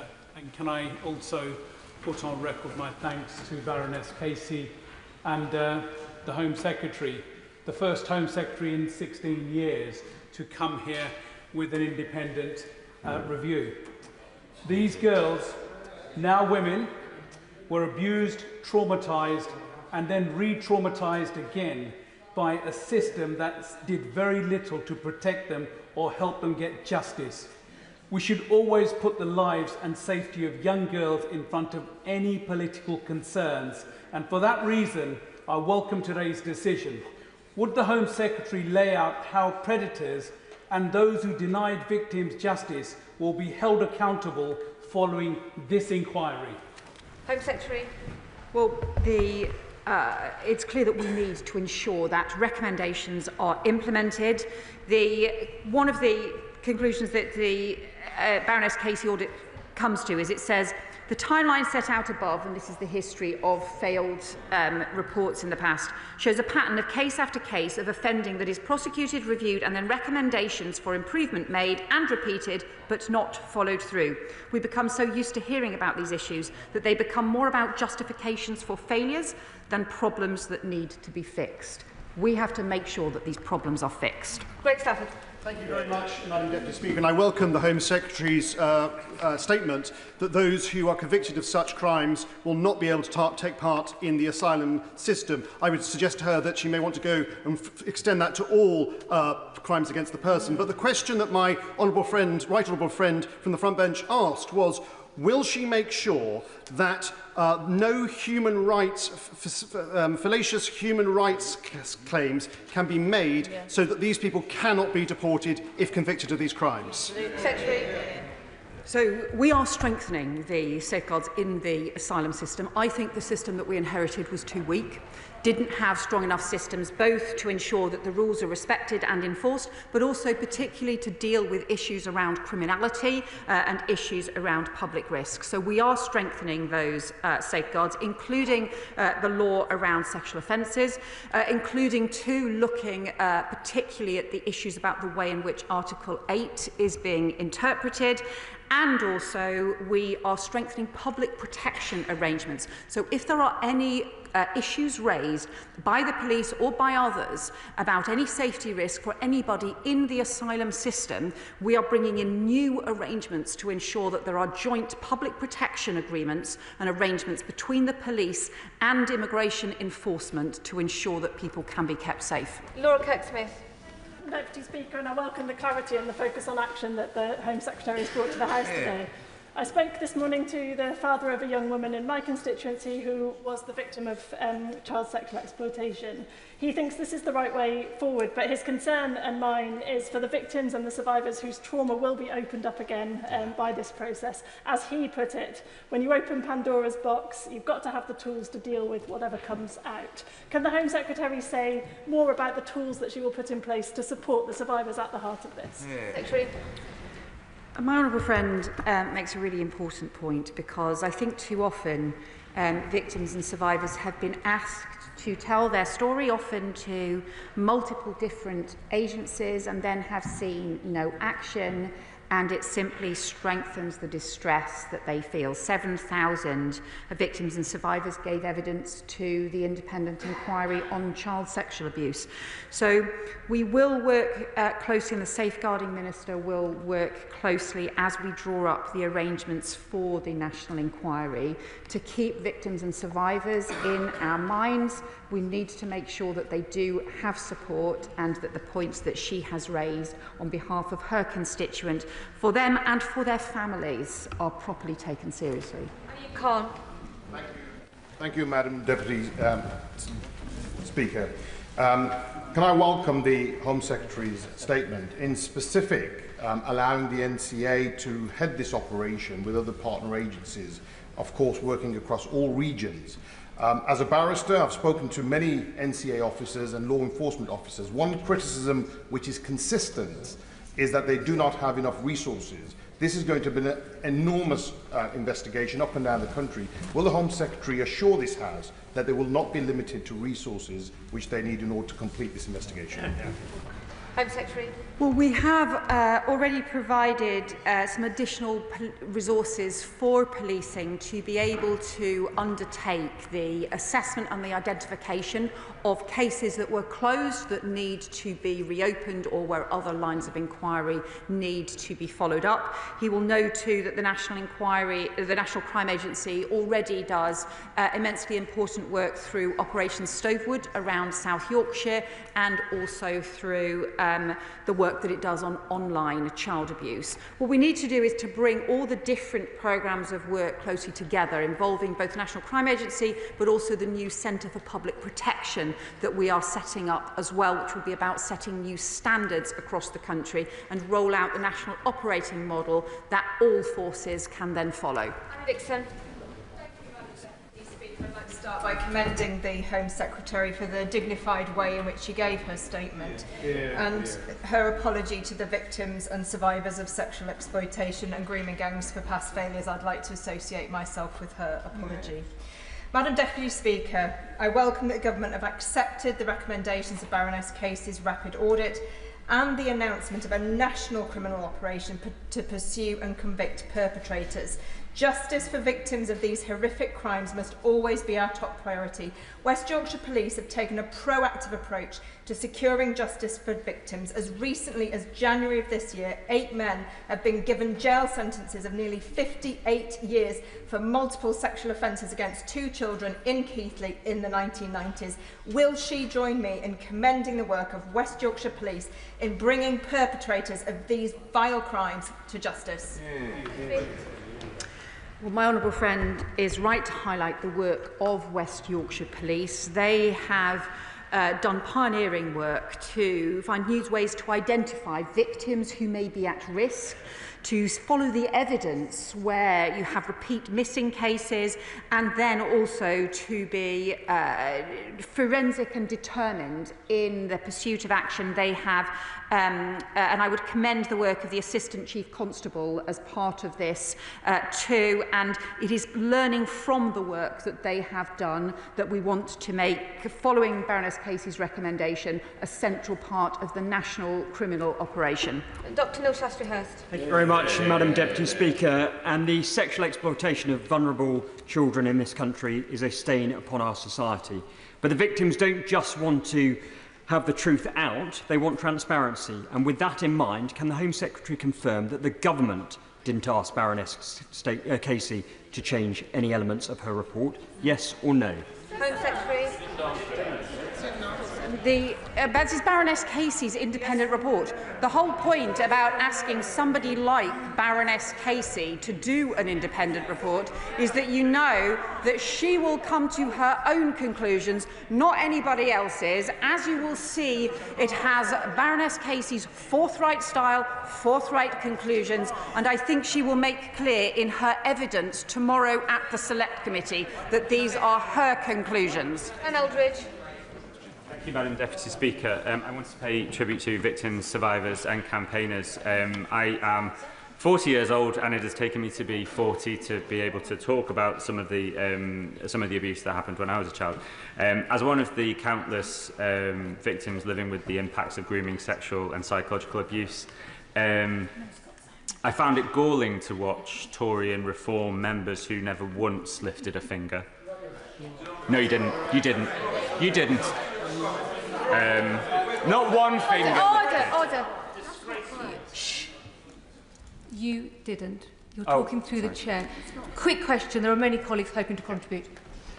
And appointing themselves as defenders of abuse for political gain. Does the Minister agree with me that neither history nor the British people will be kind to the sickening political opportunism we've seen from the parties opposite? Secretary. Can I thank my honourable friend for speaking out about his experiences, because to speak out as a victim of child abuse in this way is immensely difficult. And I think everyone should listen to what victims and survivors have to say. Can I thank him for speaking out, because by doing so, he provides strength and inspiration for other victims and survivors across the country, and I pay tribute to him for doing so.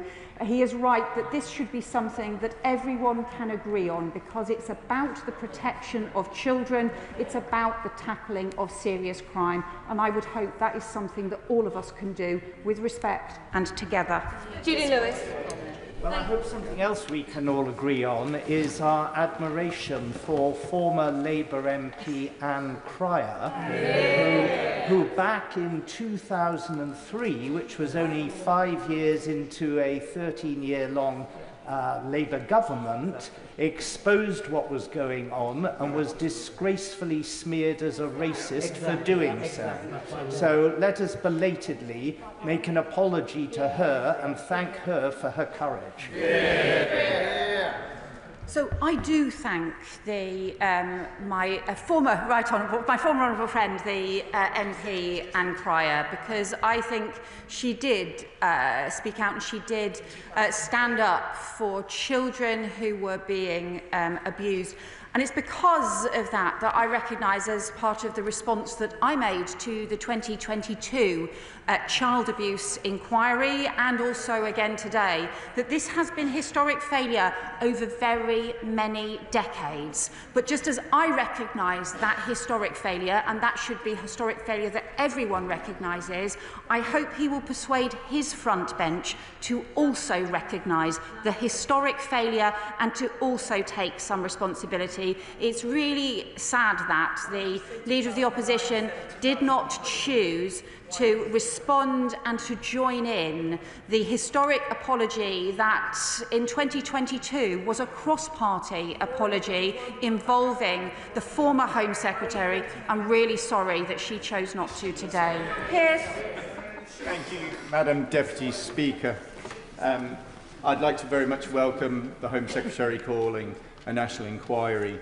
I'm particularly taken with Baroness Casey's first recommendation that children must be seen as children. I'm extremely concerned at the number of cases that she's identified that were dropped because these children were seen as consenting to sex with their perpetrators. Will the Home Secretary reassure me that these cases will be opened and looked at immediately, and that we don't have to wait for the outcome of the national inquiry? Yeah. I can tell my honourable friend that we're working with the Lord Chancellor on taking forward this recommendation now, not waiting for any further local inquiry. Baroness Casey is really clear that the adultification of children, treating them as consenting to something to which they were coerced and where they were exploited, lies at the heart of a lot of the institutional failure to take this crime seriously. That's why we need to change the law, but we also need to change attitudes, because some of the cases that Baroness Casey refers to were recent, and that cannot go on. Jim Allister. The Home Secretary refers to this as a national inquiry, but it's not, is it? Because its terms of reference and scope will exclude concern about grooming and organised sexual exploitation in Northern Ireland, whether by foreign nationals, by paramilitary groups, or by others. Is that less important to this government? And when it comes to the legislative change, increasing the statutory rape age to 16, will that apply across the whole United Kingdom? Well, the honourable member will understand that the Home Office responsibilities around policing and crime cover England and Wales. The Safeguarding Minister will be following up with devolved administrations, and it will be for them to decide how they want to take these issues forward, and that includes in Northern Ireland as well. And the Lord Chancellor will consult in the normal way with devolved administrations on changes to the law. Stratford. Mr. Speaker, every and any instance of child sexual exploitation should shame all of us. But I think what so many of us found particularly horrific about the grooming gang scandal was the fact that these crimes continue to be perpetrated because of a failure to act by stakeholders and agencies who had completely undefendable preconceived notions about the victims they were speaking to. So I welcome the government following the evidence, not the politics, first in appointing Baroness Casey to conduct this review, but then in making sure we're not shying away from a national inquiry when she's called for one. But as part of this inquiry, will she make sure it has all the powers it needs to compel any and every stakeholder who played a part, potentially in walking on by from this scandal, to take part in giving evidence? And will she legislate where necessary to make sure anyone is accountable in front of the law if they've been shown to have played a part in ensuring that those victims didn't get the justice they deserved to begin with? Home Secretary. So my honourable friend is right that these attitudes towards teenage girls, towards children, and treating them as adults still persists. Baroness Casey quotes a serious case review of a case of a teenager online. She was just 12 and 13 years old, who was being drawn into the most explicit and abusive chat rooms and pornographic sites online, and that this was somehow treated as being that child's choice to do so, even though there was evidence around exploitation and crime taking place. We have to make sure that we do more to protect our teenagers, and we will bring in the mandatory duty to report to strengthen the law there as well. Final question, Dr. Ben Spencer. Thank you, Madam Deputy Speaker. I thank the Home Secretary for her statement and for changing her mind on the need for a national inquiry. She said the Casey report for the past 10 days. Could she lay out which evidence in that report was most persuasive to her in changing her mind, or if it was something that she'd reached a conclusion independent of the report, which factors led her to do so? Home Secretary. That is an important question. So we looked at, I took to this House in January that I would look further at how to make sure that local investigations had the powers that they needed to compel witnesses or to compel evidence. This was raised with us both by members in this House but also by mayors as well, to ensure that it could properly get to the truth. So we pursued that. We looked at other powers around Local Government Act, around inspection powers and so on. All of those had complexity attached to them. So we asked Baroness Casey to look at this and also to look at the responses that we got from local authorities. So we looked at it, but we also asked Baroness Casey to look at that evidence as well and to make final recommendations, and that is why we have agreed with Baroness Casey's recommendations about having the national inquiry in place. That is the end of the statement on the Casey report. I'll give the front benches a few moments to shuffle over. If colleagues leave the chamber quickly and quietly.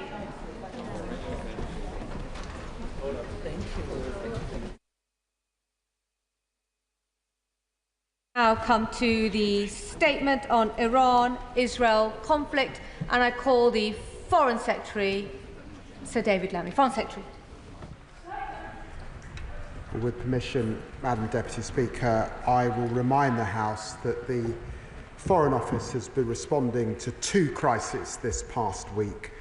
My honourable friend, Minister Faulkner, will update the government's extensive effort to assist those whose loved ones lost their lives in Thursday's devastating Air India plane crash. You know, just 9 days ago, Madam Deputy Speaker, I was in Delhi, strengthening our friendship. Our nations are mourning together, and my thoughts are with those suffering such terrible loss. With permission, Madam Deputy Speaker, I will now turn to the Middle East. Early last Friday morning, Israel launched extensive strikes across Iran, targets including military sites, including the uranium enrichment facility at Natanz, and key commanders and nuclear scientists. The last 72 hours has seen Iranian ballistic missiles and drone strikes across Israel, killing at least 21 Israelis and injuring hundreds more. And Israeli strikes have continued, including on targets in Tehran, with the Iranian authorities reporting scores of civilian casualties. Prime Minister Netanyahu has said his operations will continue for as many days as it takes to remove the threat. Supreme Leader Khamenei has said Israel must expect severe punishment. Madam Deputy Speaker, in such crisis, our first priority is the welfare, of course, of British nationals. On Friday, we swiftly stood up a crisis team in London and the region, and yesterday I announced that we now advise against all travel to Israel, as well as our long-standing travel advice of not travelling to Iran. Madam Deputy Speaker, today I can update the House that we are asking all British nationals in Israel to register their presence with the FCDO so that we can share important information on the situation and leaving the country. And I can announce today that we are further also updating our travel advice to signpost border crossing points and sending rapid deployment teams to Egypt and to Jordan to bolster our consular presence near the border with Israel, which has already been supporting British nationals on the ground. Israel and Iran have closed their airspace until further notice, and our ability, therefore, to provide support in Iran is extremely limited. British nationals in the region should closely monitor our travel advice for further updates. Madam Deputy Speaker, the situation remains fast-moving. We expect more strikes in the days to come. This is a moment of grave danger for the region. And I want to be clear, the United Kingdom was not involved in the strikes against Iran. This is a military action conducted by Israel. It should come as no surprise that Israel considers the Iranian nuclear program an existential threat. Khamenei said in 2018 that Israel was a cancerous tumour that should be removed and eradicated. We have always supported Israeli security. That's why Britain has sought to prevent Iran obtaining a nuclear weapon through extensive diplomacy. We agree with President Trump when he says negotiations are necessary and must lead to a deal. That has long been the view, Madam Deputy Speaker, of the so-called E3, Britain, France and Germany, with whom we've worked so closely on this issue. The view of all the G7, who have backed the efforts of President Trump's envoy, Steve Witkoff. And for more than 2 decades, the cross-party view in this House, Lord Cameron of Chipping Norton and Lord Haig of Richmond led diplomatic efforts on the issue. Baroness May of Maidenhead and the former Right Honourable Member for Uxbridge did too. And this government has continued to pursue negotiations, joining France and Germany in 5 rounds of talks with Iran this year alone. Ours is a hard-headed, realist assessment of how best to tackle this grave threat. Fundamentally, no military action can put an end to Iran's nuclear capabilities. Madam Deputy Speaker, just last week, the International Atomic Energy Agency Board of Governors passed a non-compliance resolution against Iran, the first such IAEA finding in 14 years. The Director General's comprehensive report details Iran's failure to declare nuclear materials. Iran remains the only state without nuclear weapons accumulating uranium at such dangerously high levels. Its total enriched stockpile is now 40 times the limit in the JCPOA. And their nuclear program is part of a wider pattern of destabilizing activity. The government has taken firm action in response. When they transferred ballistic missiles for use in Russia's illegal war in Ukraine, we imposed extensive sanctions, including against Iran Air, and cancelled our bilateral air services agreement. In the face of unacceptable IRGC threats here in the UK, with some 20 foiled plots since 2022, the Crown Prosecution Service has for the first time charged Iranian nationals under the National Security Act. And we've placed the Iranian state, including the IRGC, on the enhanced tier of the new Foreign Influence Registration Scheme. Madam Deputy Speaker, a widening war would have grave and unpredictable consequences, including for our partners in Jordan and the Gulf. The horrors of Gaza worsening, tensions in Lebanon, Syria and Iraq rising, and the Houthi threat continuing. That's why the government's firm view, as it was last October in the ballistic missile attack on Israel, is that further escalation in the Middle East is not in Britain's interests, nor the interests of Israel, Iran or the region. There are hundreds of thousands of British nationals living in the region, and with Iran a major oil producer and 1/5 of the total world's oil consumption flowing through the Strait of Hormuz, escalating conflict poses real risks for the global economy. As missiles rain down, Israel has a right to defend itself and its citizens. But our priority now is de-escalation. Our message to both Israel and Iran is clear. Step back, show restraint, don't get pulled ever deeper into a catastrophic conflict whose consequences nobody can control. Madam Deputy Speaker, the Prime Minister chaired COBRA on the situation last Friday and spoke to Prime Minister Netanyahu, President Trump and Saudi Crown Prince Mohammed bin Salman. He is now, of course, at the G7 summit in Canada, discussing with our closest allies how to ease tensions. And the government has deployed additional assets to the region, including jets, for contingency support to UK forces and potentially our regional allies concerned about the escalated conflict. In the last 72 hours, my honourable friend, the Minister for the Middle East, and I have been flat out trying to carve out space for diplomacy. I have spoken to both Israeli Foreign Minister Saar and Iranian Foreign Minister Araghchi, underlying Britain's focus on de-escalation. I have also met with the Saudi Foreign Minister Prince Faisal. I've had calls with US Secretary Rubio, EU High Representative Callas, and my counterparts from France, from Germany, from the United Arab Emirates, Qatar, Oman, Jordan, Turkey and Iraq. These conversations are part of a collective drive to prevent a spiralling conflict. Madam Deputy Speaker, this new crisis has arisen as the appalling situation in Gaza continues. This weekend, hospitals in Gaza reported over 50 people were killed and more than 500 injured while trying to access food. This government will not take our eye off the humanitarian catastrophe in Gaza.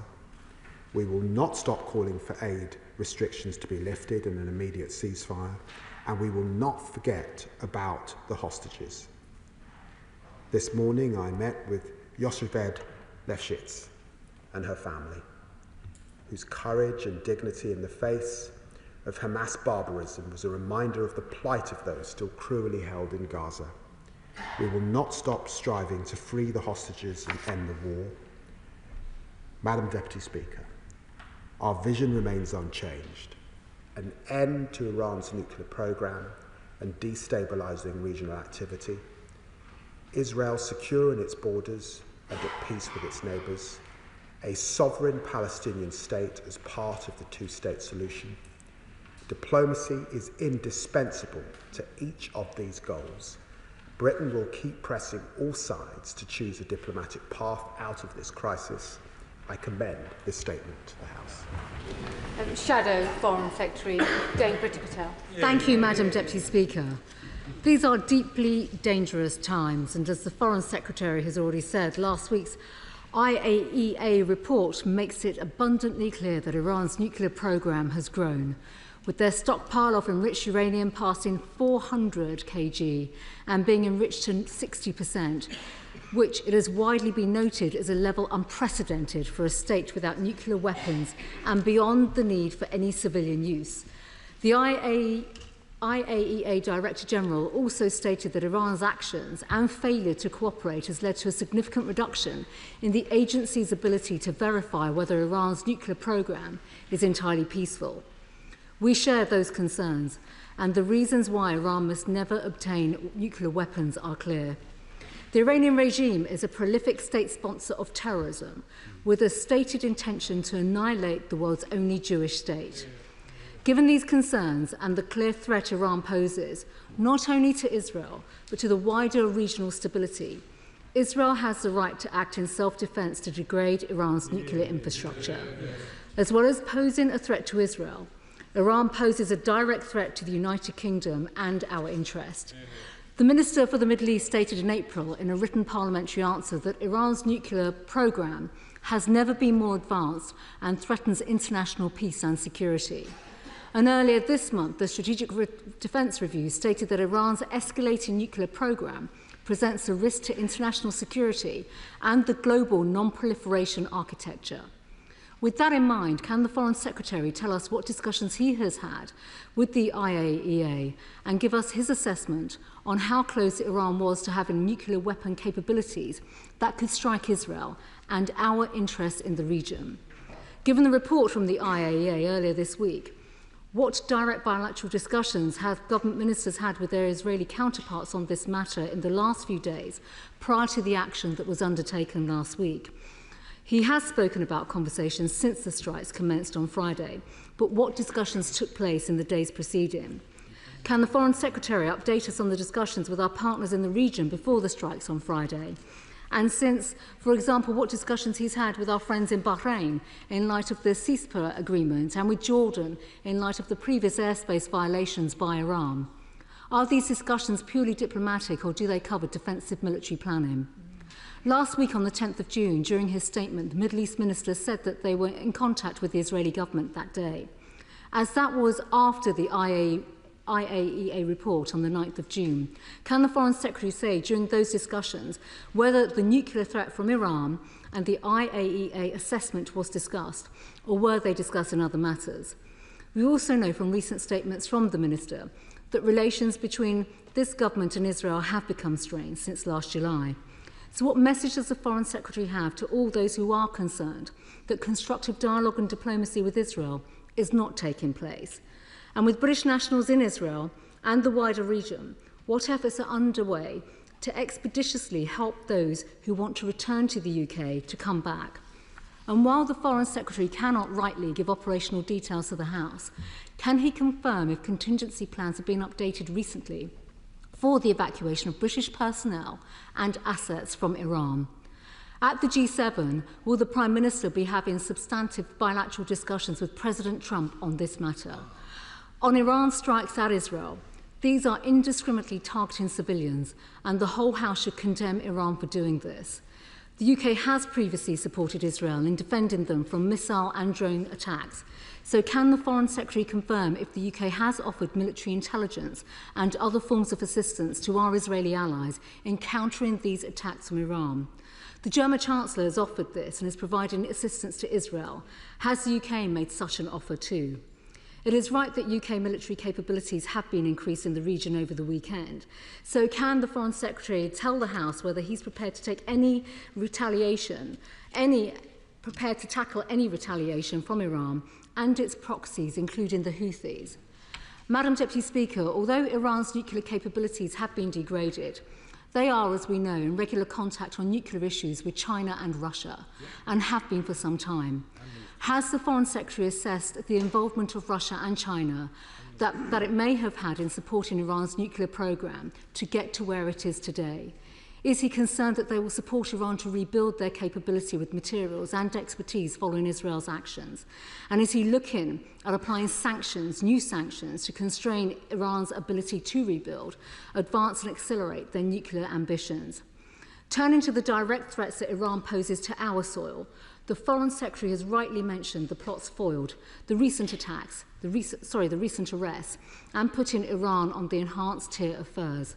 Can he give an assurance about work taking place across government over the last few days, including with the Home Office, the police, counter-terrorism operations and intelligence services, to tackle any retaliation that Iran, the IRGC, and those acting on its behalf might direct towards us? Has the threat risk level been reassessed? Is extra support being provided to secure synagogue schools and parts of the Jewish community in the UK?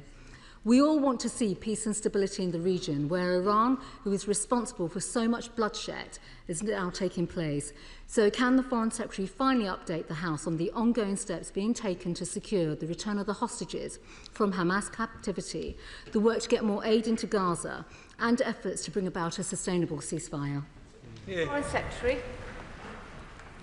Well, I'm very grateful to the Shadow Foreign Secretary for her remarks, the cross-party support that I sensed in her remarks, and for the questions that I will certainly endeavour to answer. She asks about our contact with the IAEA. I can confirm that I spoke to the Director Grossi just a few days ago, and certainly before the action last week, and discussed his report. She asks what the latest is on that, and she will know that the assessment was that the enriched uranium stockpile was now standing at 8,413 kilograms, more than 40 times the JCPO limit.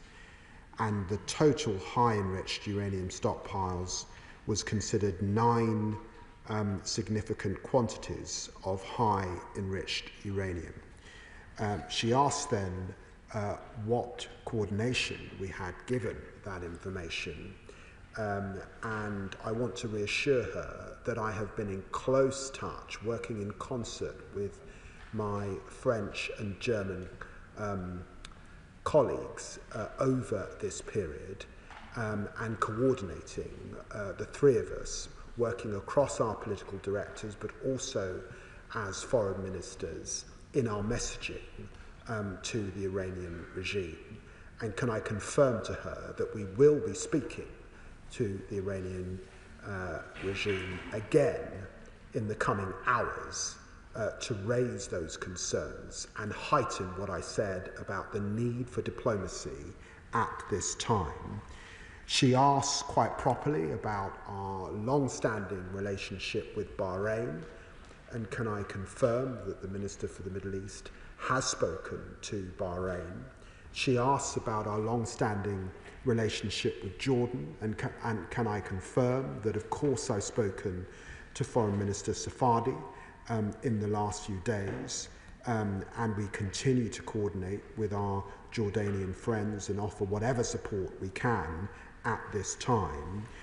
She asks, obviously, about our ongoing relationship with Israel. She will know that our relationship with Israel remains a complex and intense one, and as she would expect, I have spoken to Foreign Minister Saar on numerous occasions, and of course spoke to him again. He was in a bunker when I spoke to him on Saturday, separated from his family.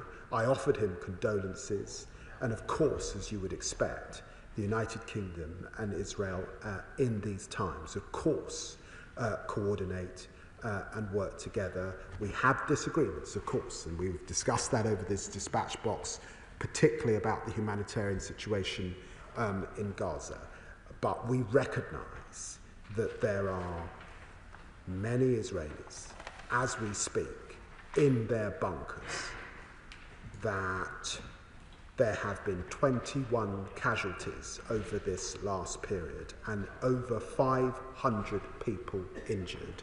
There is a sense of trauma, compounding trauma in Israel, and I want to reassure her that we recognise that.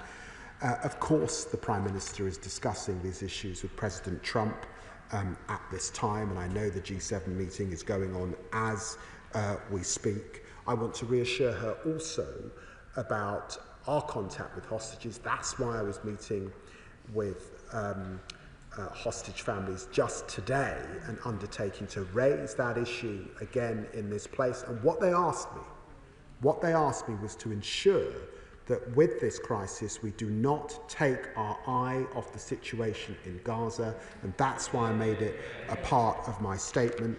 And she quite rightly asks about state threats from the Iranian regime and the IRGC. And can I refer her to the work of Sir John Hall? He has found gaps in our legislation framework in relation to how we deal with these state threats. I'm pleased about the arrests that have been made recently, but we will be coming forward with the appropriate legislation on dealing with state threats from the IRGC in the coming months. Select Committee Chair Dame Emily Thornbury. Thank you very much, Madam Deputy Speaker. It's completely understandable that Israel feels threatened by a bellicose neighbour with uranium mines and a nuclear programme. But the rest of the world is unanimous in saying that the way to deal with Iran is through discussion, negotiation and a nuclear agreement. Madam Deputy Speaker, there once was such a deal, thanks to the extraordinary efforts of Baroness Cathy Ashton, amongst others. But that deal was derailed by President Trump, egged on by Israel. And now, belatedly, even President Trump has come to the view that the solution has to be a nuclear agreement with Iran, secured through discussion and diplomacy. And yet in the middle of that, Israel has decided that the solution is a regional war. Does the Foreign Secretary agree that Britain must remain firm with the rest of the world, urging both Israel and Iran to step back from a conflict? Military action can only predict one thing. It will not stop the Iranian nuclear programme, but it will ensure the deaths of innocent victims on both sides. Foreign Secretary. Well, she's right to put on record our thanks to former EU High Representative Baroness Ashton for all her work to get that GCPOA agreement. And it was also the work of the previous government and successive leaders in the party opposite that worked to secure that agreement. And it's hugely important that we get back to diplomacy.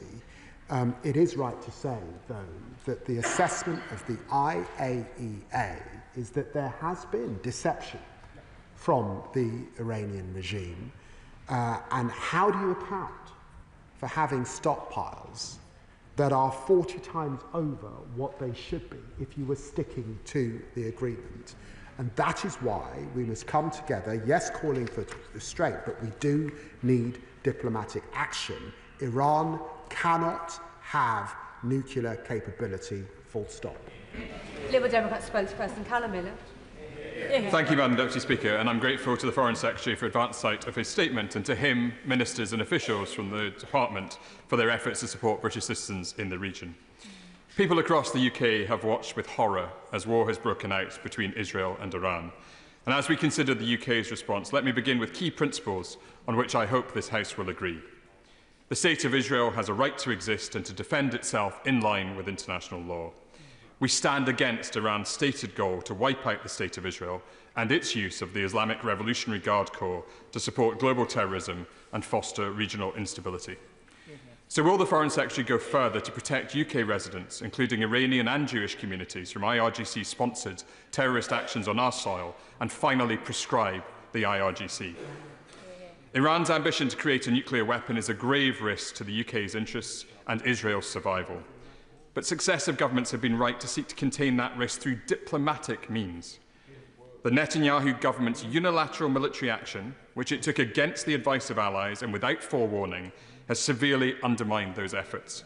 It was ill-judged, reckless, and not the behaviour of a responsible ally. Can the Foreign Secretary confirm that the Prime Minister will press at today's G7 summit for a return to negotiations with the UK included alongside the US? Iran has now retaliated with its own strikes and may look to respond further, including by threatening the assets of other states in the region. Can the Foreign Secretary confirm that the sole purpose of UK military deployments will be to protect our assets, personnel and citizens, and that he will not allow us to be drawn into this conflict between Israel and Iran?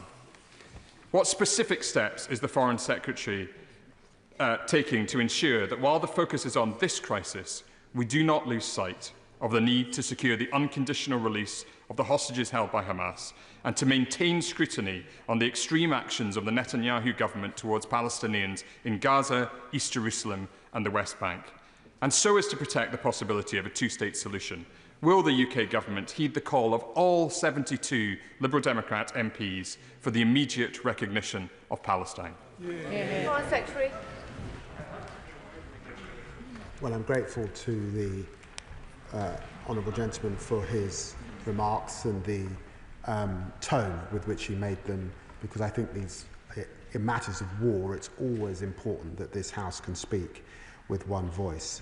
On the issue of prescription, can I refer him to the work of Sir John Hall and remind him that what we're dealing with are state threats. And to be absolutely clear, no country in the world is deploying more state threats across the world than Iran. And that was why it was important to look at this issue specifically. He has found gaps in our architecture. We are looking at those gaps and we will come forward with our plans shortly.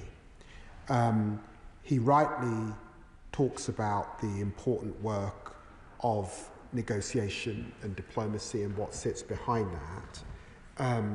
It's absolutely right that we continue to work with France and Germany, and I want to reassure him that that work has continued and was continuing alongside, if you like, a parallel track alongside the work of President Trump's envoy, Steve Witkoff, and we applauded that work and that effort to get to a negotiated diplomatic solution.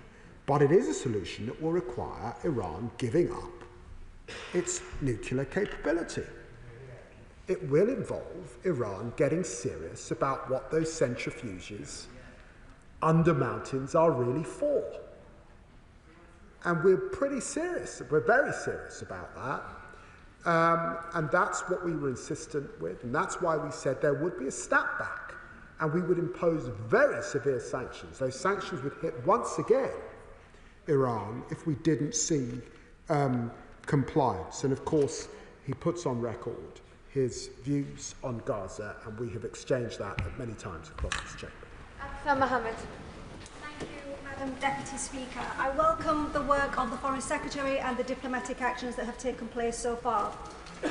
Israel's unprovoked attack on Iran has opened yet another dangerous front and risks dragging the entire region into a wider war with devastating consequences for ordinary people across the Middle East, people who have already borne decades of conflict and intervention.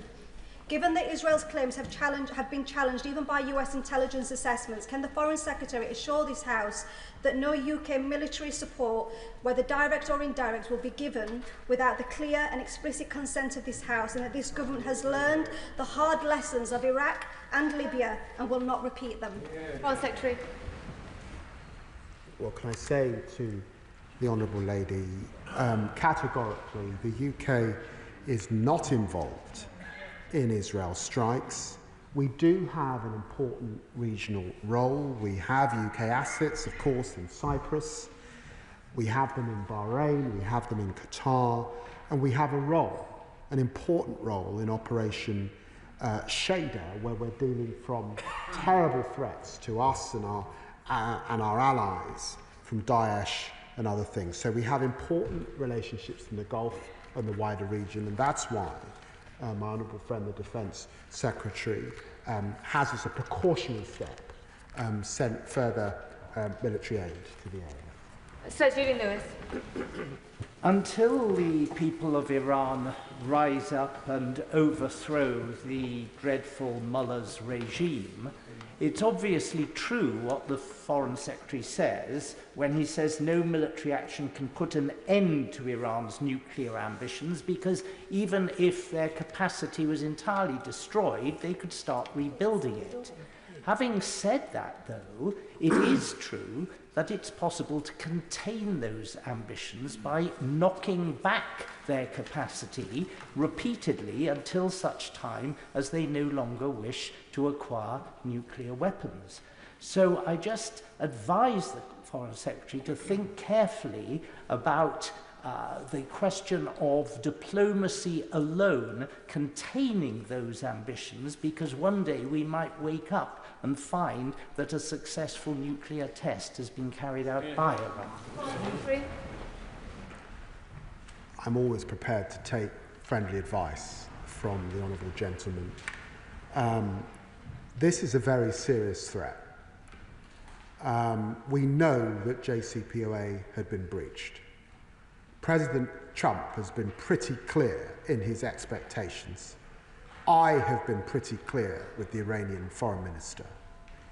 And I recognise that the coming days, if Iran is to take the off-ramp, is to get serious about their obligations to the international community and get serious about ending that nuclear capability. Alex Sobel. Deputy Speaker, as always, civilians are paying the heaviest price. 1,195 on the 7th of October, at least 74 hostages since, 55,000 in Gaza, 24 Israelis this weekend killed by Iran, and 224 Iranians killed by Israel.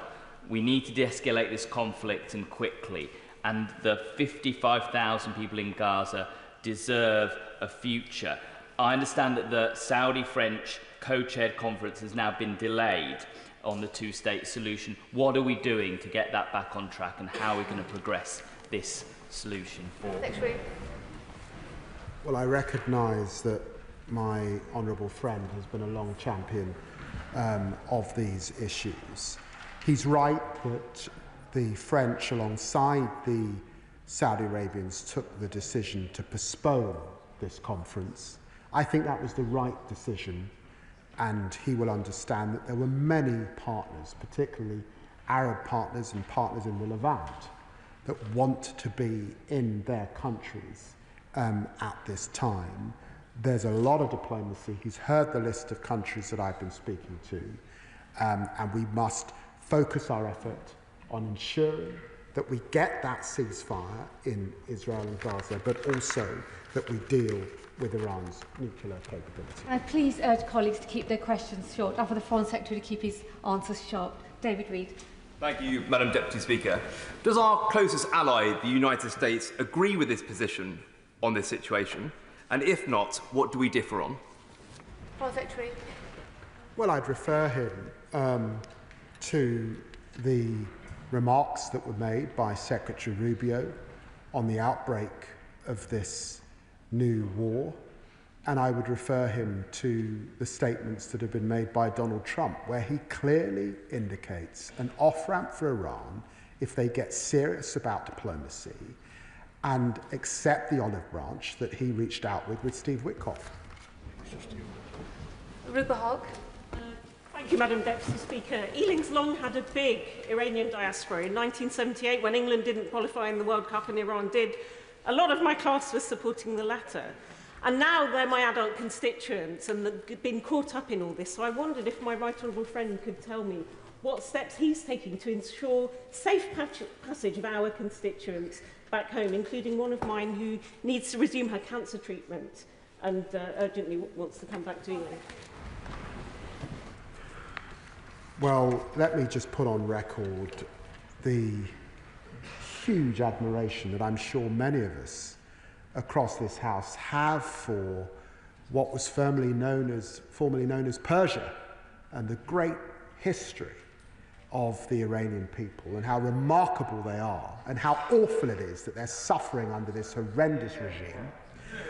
And unfortunately, as she knows, at the moment, airspace is closed over Iran, and we have been advising for many, many, many years against travel to Iran because of our concerns. But our embassy staff will do all they can to support British nationals. Father of the House, openly.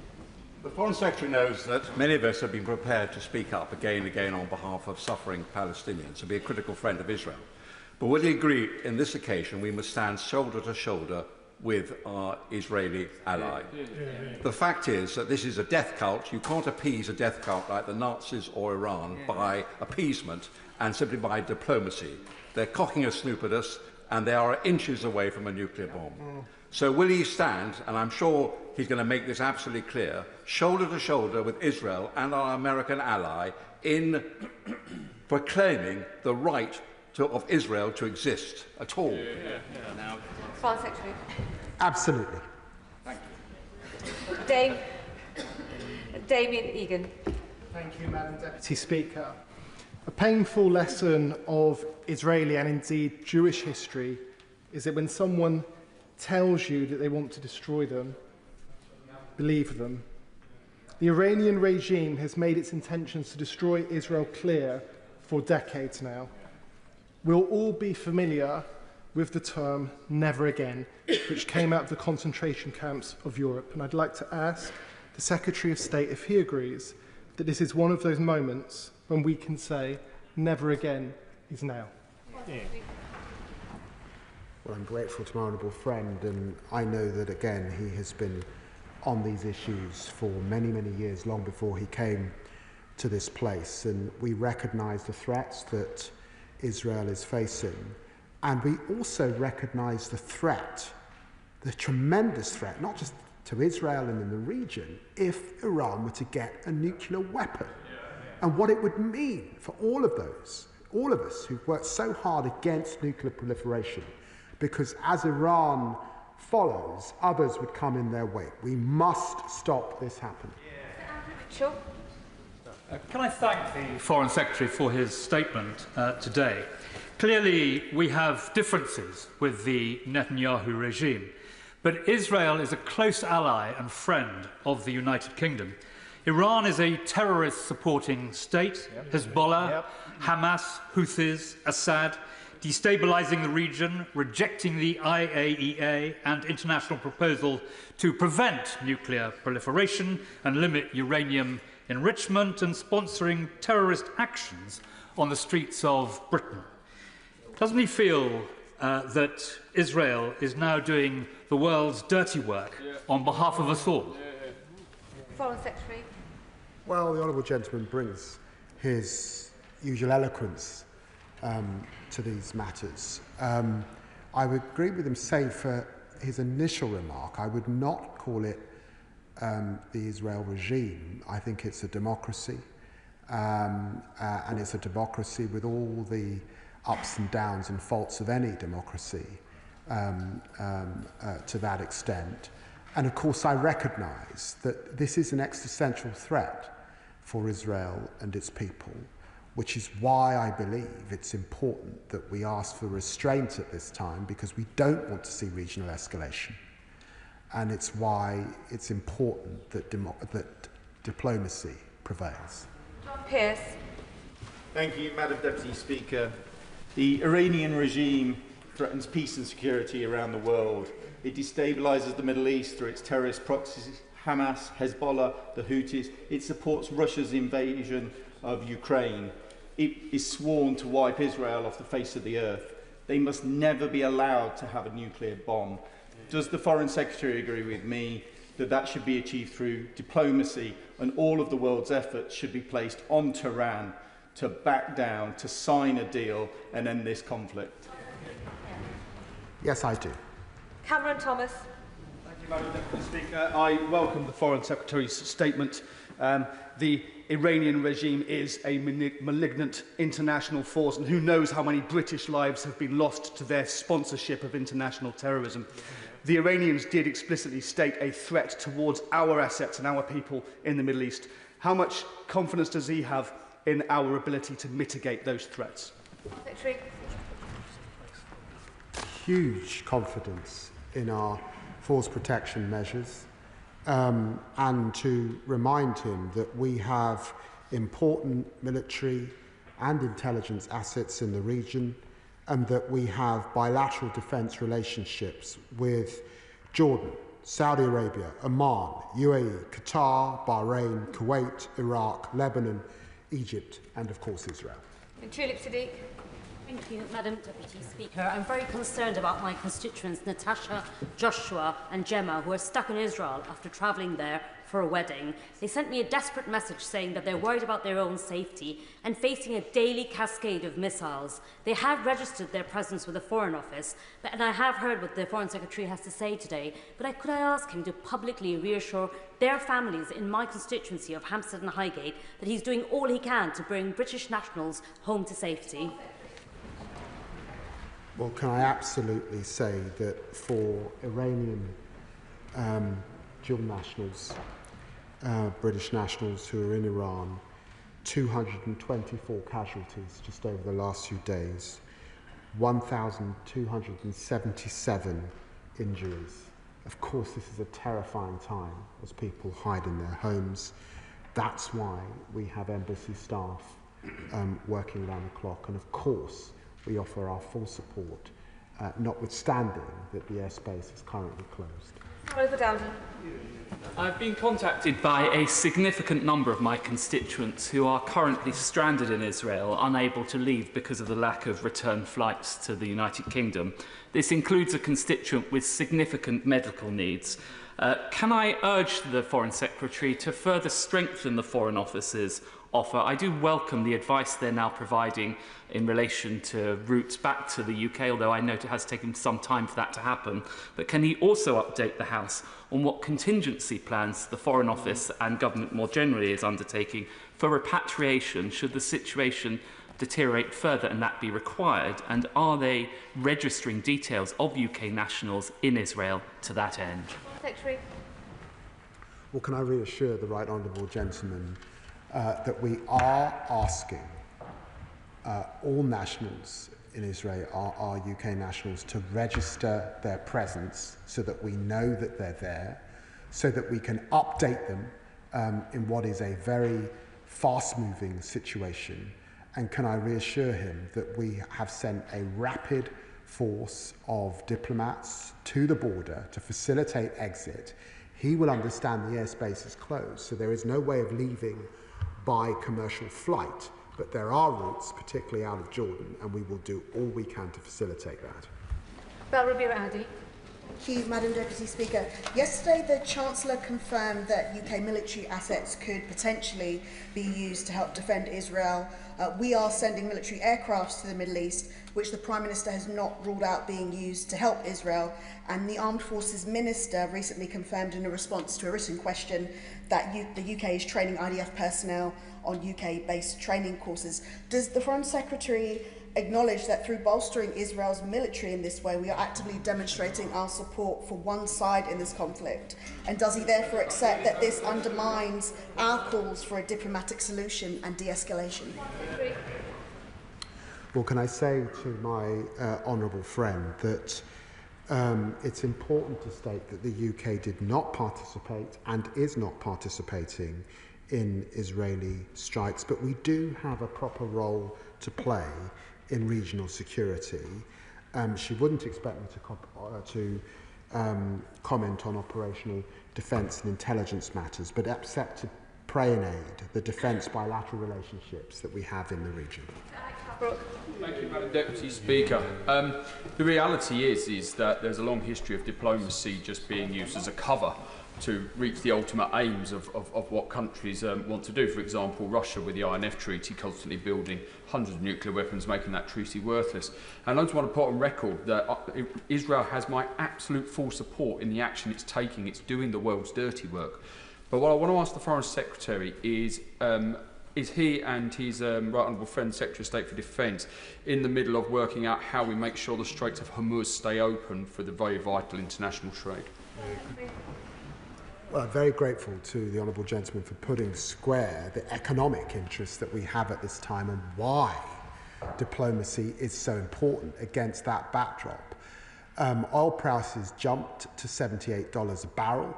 Some are predicting $125, going up to $125 a barrel. That would certainly be the case if the Strait of Hormuz were blocked. This is why this is so delicate, and let's be under no doubt this affects British people at the pump and would be a massive inflationary growth if that were to happen. Richard Bergen. Thank you, Madam Deputy Speaker. The deaths of Palestinians, Iranians and Israelis this weekend shows why we must all push for peace and stop this spiralling out of control. Does the Foreign Secretary, like me, support a nuclear-free Middle East? And if so, what steps is the government taking to also address Israel's vast nuclear arsenal, thought to include at least 90 nuclear bombs, and which, let's not forget, one Israeli minister said should be used against the people of Gaza? And what is he doing about Israel's refusal to sign up to the Nuclear Non-Proliferation Treaty and Israel's refusal to cooperate with the International Atomic Energy Authority? Secretary. I've got to say to the honourable gentleman that the story of Israel's nuclear ability goes back to the 1980s. Some long way. I remember studying this many, many years ago. So we work with Israel, of course, and we remain a country that wants to not see nuclear proliferation, and we will do everything we can to ensure that others do not get nuclear capability in the region. Brendan O'Hara. Thank you, Madam Deputy Speaker. Let's be clear, there are no good guys in this conflict, but international law and the concept of preemptive self-defence does not exist in international law, and nor should it. But Israel's decision to unilaterally retaliate first has made the region, indeed the world, a much more dangerous and more unstable place. So to what extent does the Foreign Secretary believe that the impunity that Israel has enjoyed for previous acts of aggression and war crimes was a factor in Netanyahu's decision to retaliate first? Foreign Secretary. Can I just say to the honourable gentleman that we've had a very serious debate so far in this House this afternoon that recognises the serious threats that Iran's nuclear capability pose to the global community, recognise the existential threat that the Israeli people are facing. I have been absolutely clear that diplomacy is the way. Donald Trump is urging a path back to diplomacy. The UK, of course, was not involved, but I do think that we have to be minded about the many people in both Israel and Iran who are hiding in their bunkers at this time, fearing their loss of life. Tracy Gilbert. Thank you, Madam Deputy Speaker. I'm sure the whole House is behind the diplomatic efforts of the Prime Minister and the Government to avoid any further escalation of this conflict, and can I thank my right honourable friend for the reassurances he's given around not taking his eye off the horrors that continue to unfold in Gaza. Can my right honourable friend give a guarantee today that if there were to be any escalation, to bring in the UK, to bring in the UK dragged into any conflict, that a vote in this House would be held first before armed forces were deployed?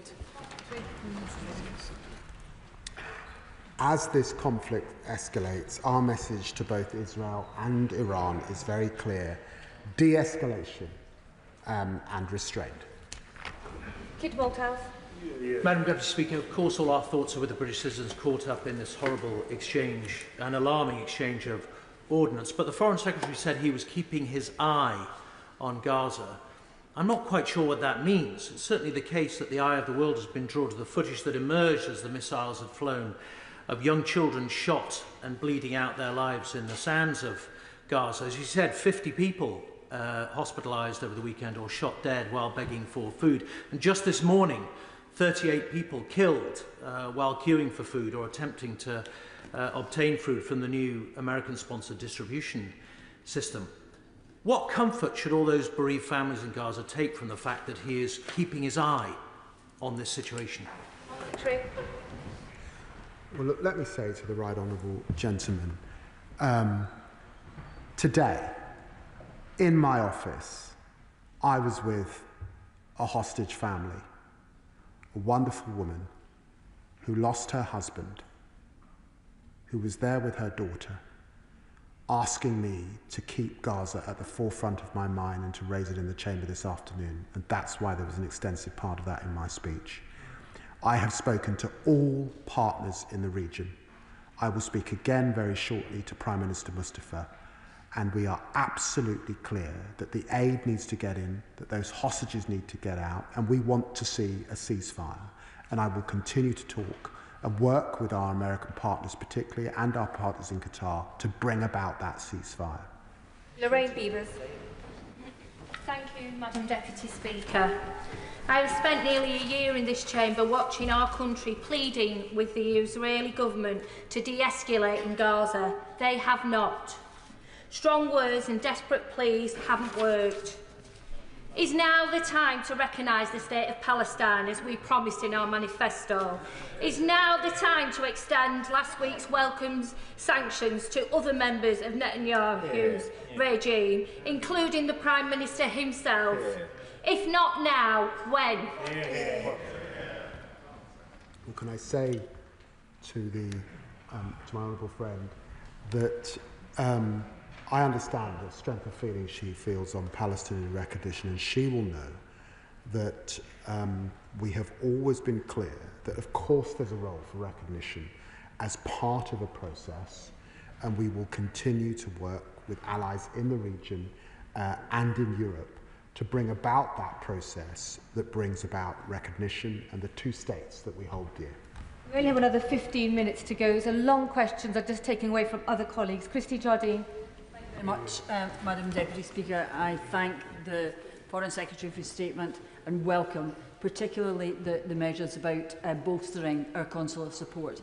But he's also made reference to our assets and the hundreds of thousands of British citizens in the wider region. So what reassurance can you give us that their well-being is being thought about and preparations being made should the conflict escalate further? Well, let me put on record my huge gratitude and respect to our diplomatic staff across the region, obviously in Israel and Iran, but across the region, to their families and children who provide them with such support. And to be absolutely clear, we actually had in Whitehall a tabletop exercise on Iran last week Monday, which I chaired. There are contingency plans. None of us could have envisaged two crises at the same time: India, which my honourable friend will talk about very shortly, and of course this crisis. But our staff are standing ready. Debbie Abrahams. Thank you, Madam Deputy Speaker. And I know my right honourable friend will be working tirelessly and using all of his diplomatic skills and that of his office to resolve this immediate crisis, this new crisis. But as others says, how will he balance this with getting aid in, a permanent ceasefire, hostages out, and recognition? Balance it we must.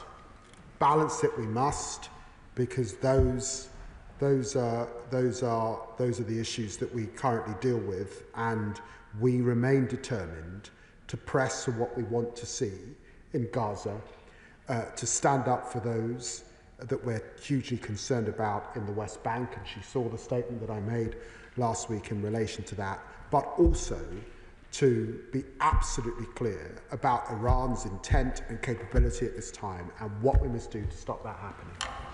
I agree with Foreign Secretary that nuclear-armed Iran is not in Israel's national security interests, or indeed the security interests of other countries in the region, or indeed this country, which has received direct threats from the current Iranian regime. On that point, there are 8,000 UK nationals living on RAF Akrotiri, 7,500 Cypriots and others also working on base, some civilian, some in uniform, most in uniform. So what reassurance can the Foreign Secretary give those on the base that they are safe from these Iranian threats? Secretary.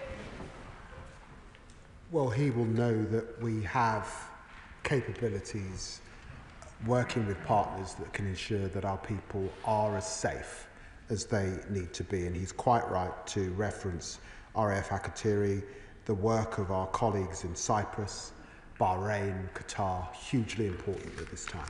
Matthew Patrick.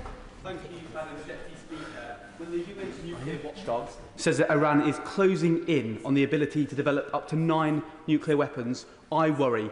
Does the Foreign Secretary agree it is in our national interest that Iran never acquires those nuclear weapons? Yes, 100%. Adrian Ramsey. Thank you, Madam Deputy Speaker. We all watched in horror as the conflict between Israel and Iran escalated, and we've heard strong voices in the House today for the UK to be a prevailing voice of restraint and diplomacy in this fragile and volatile time.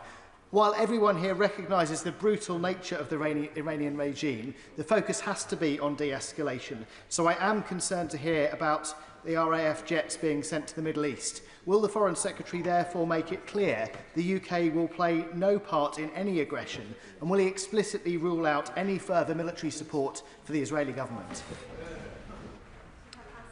This is a precautionary measure, and government would be irresponsible if we didn't account for all possibilities at this time.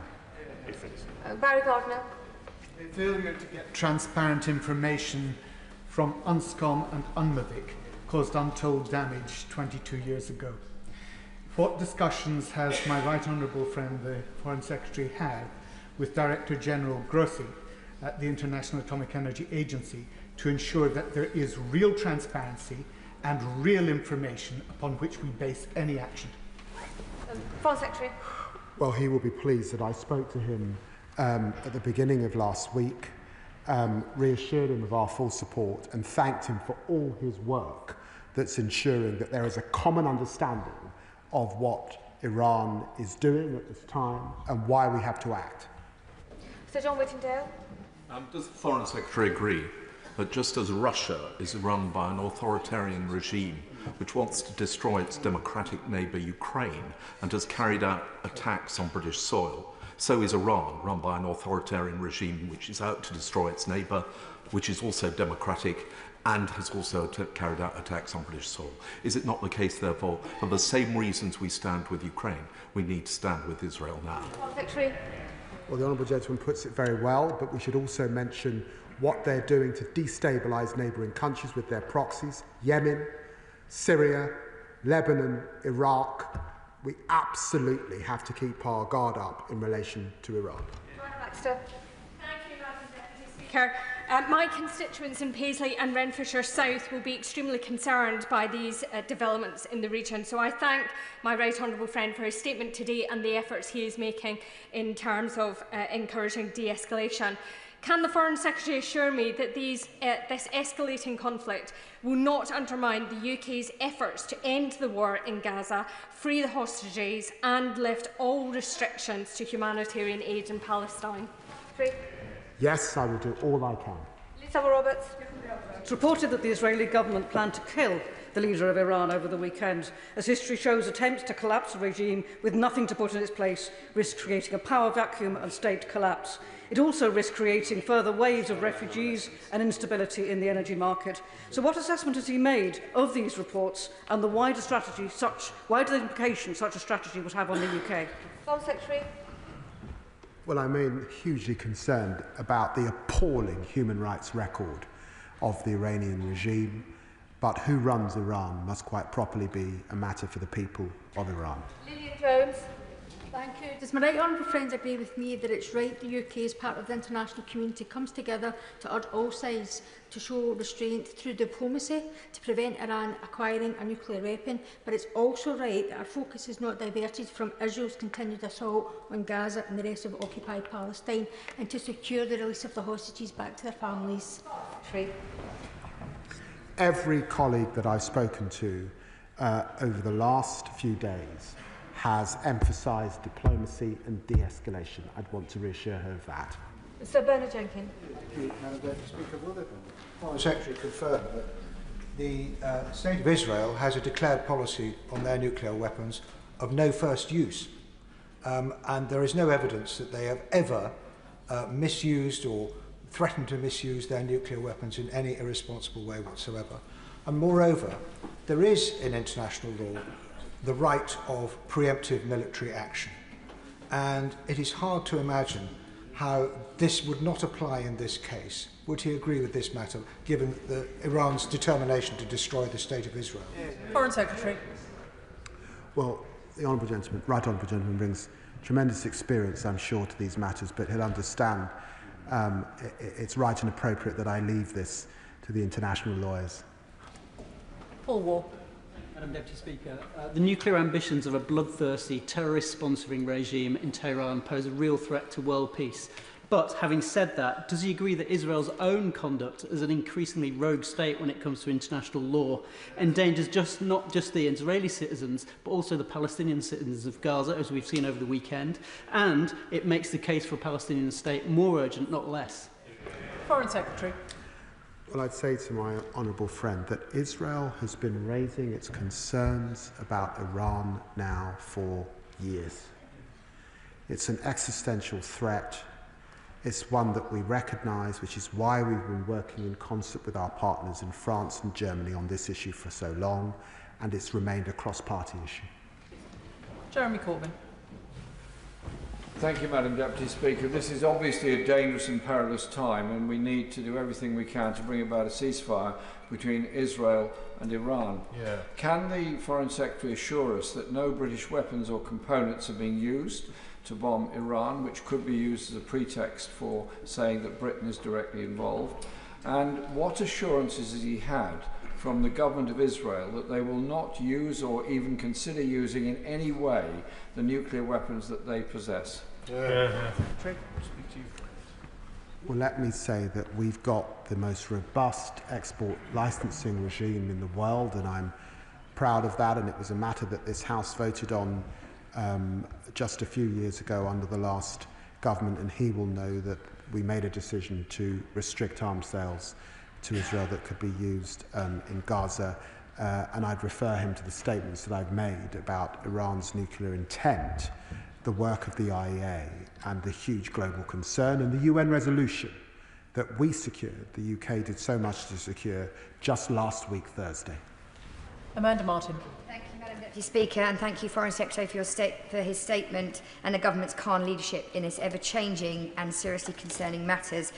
Can the Foreign Secretary, given our close maritime connections, update the House on his discussions with our Gulf allies and partners?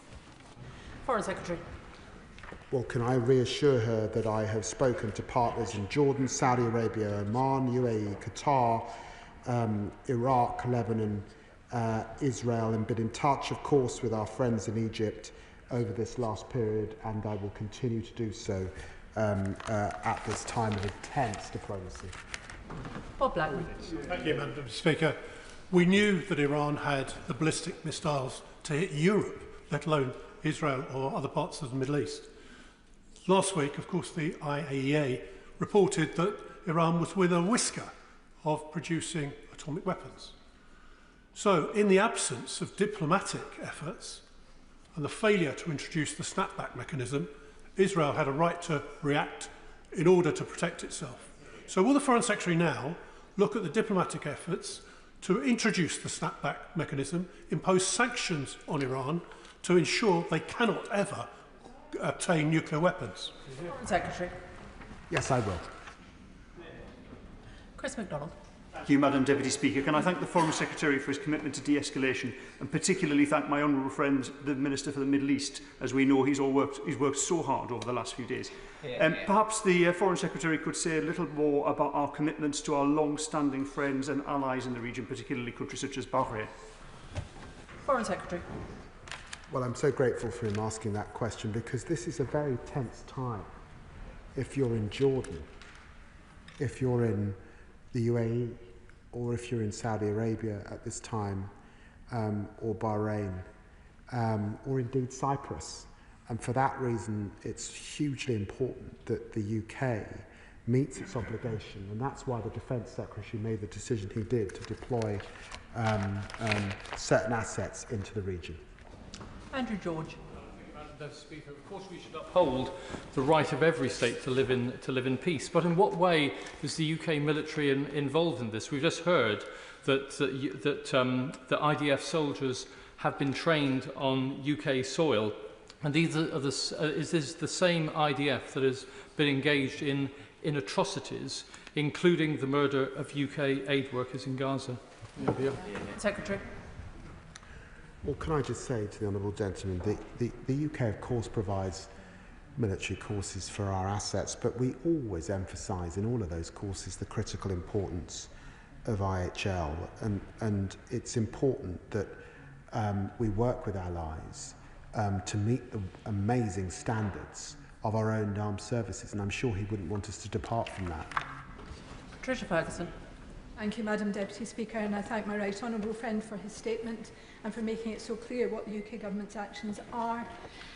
However, one thing is very clear, and that is that the suffering in Palestine will continue, if not accelerate, given the situation that is pertaining in the Middle East. So what action can be taken to try to make sure that aid does get into that beleaguered area, and also what efforts can be made to make sure that recognition of Palestine is kept very firmly on the diplomatic table? Foreign Secretary. Well, she will know that the issue of recognition has certainly been an issue that many colleagues around the world have been speaking about just in the last few weeks. And I'd want to reassure her that I was discussing these aid issues with a hostage family just today, worried, of course, about the aid available to those who remain under the ground in Gaza. John Cooper. Thank you, Madam Deputy Speaker. Israel is a democracy, a pluralistic society, and it's an ally. In contrast, the unhappy and ignoble regime in Tehran is a theocracy which wants to wipe Israel from the map, which foments terrorism around the globe, and which suppresses its own people to the extent that even dancing is a crime. Is the best use of British military assets in the Eastern Mediterranean not to try to do something to stop the rain of hypersonic missiles and drones on civilian areas in Israel? Secretary. Well, it's hugely important that we do all we can. I believe the best way forward is diplomatically, because attempting to do this militarily, I'm afraid, cannot be achieved, and I think that's widely understood. Dr. Scott Arthur. Madam Deputy Speaker, and I do want to thank the Foreign Secretary for his statement, and also for reassuring us that Gaza won't be forgotten. I also have to thank him because he was really quick to come out and ask for de-escalation and also a negotiated settlement. Nobody wants to see a nuclear Iran, not least the people of Iran who are paying for this investment by the Iranian regime. But Netanyahu justified the bombing raid starting by saying Iran was close to a bomb. They said it could be years or perhaps just months away. Was Netanyahu correct? Well, I'd want to call to mind the work of the IAEA. I'd want to refer him to the resolution of the UN Security Council just last week, all of that confirmed Iran's intent and its deception. Shawkat Adam. Thank you, Madam Deputy Speaker. Last week, this House was united in supporting the long overdue recognition of a Palestinian state, and we urged the Minister to advocate for that at the United Nations conference in Saudi. This has now literally gone up in smoke, and we believe that the US and Iran nuclear peace negotiations were coming close to fruition. So does the Minister share my concerns that Netanyahu's government may be seeking to create further instability in the region, to block progression for peace, the recognition of the Palestinian state, and to distract from the genocide in Gaza?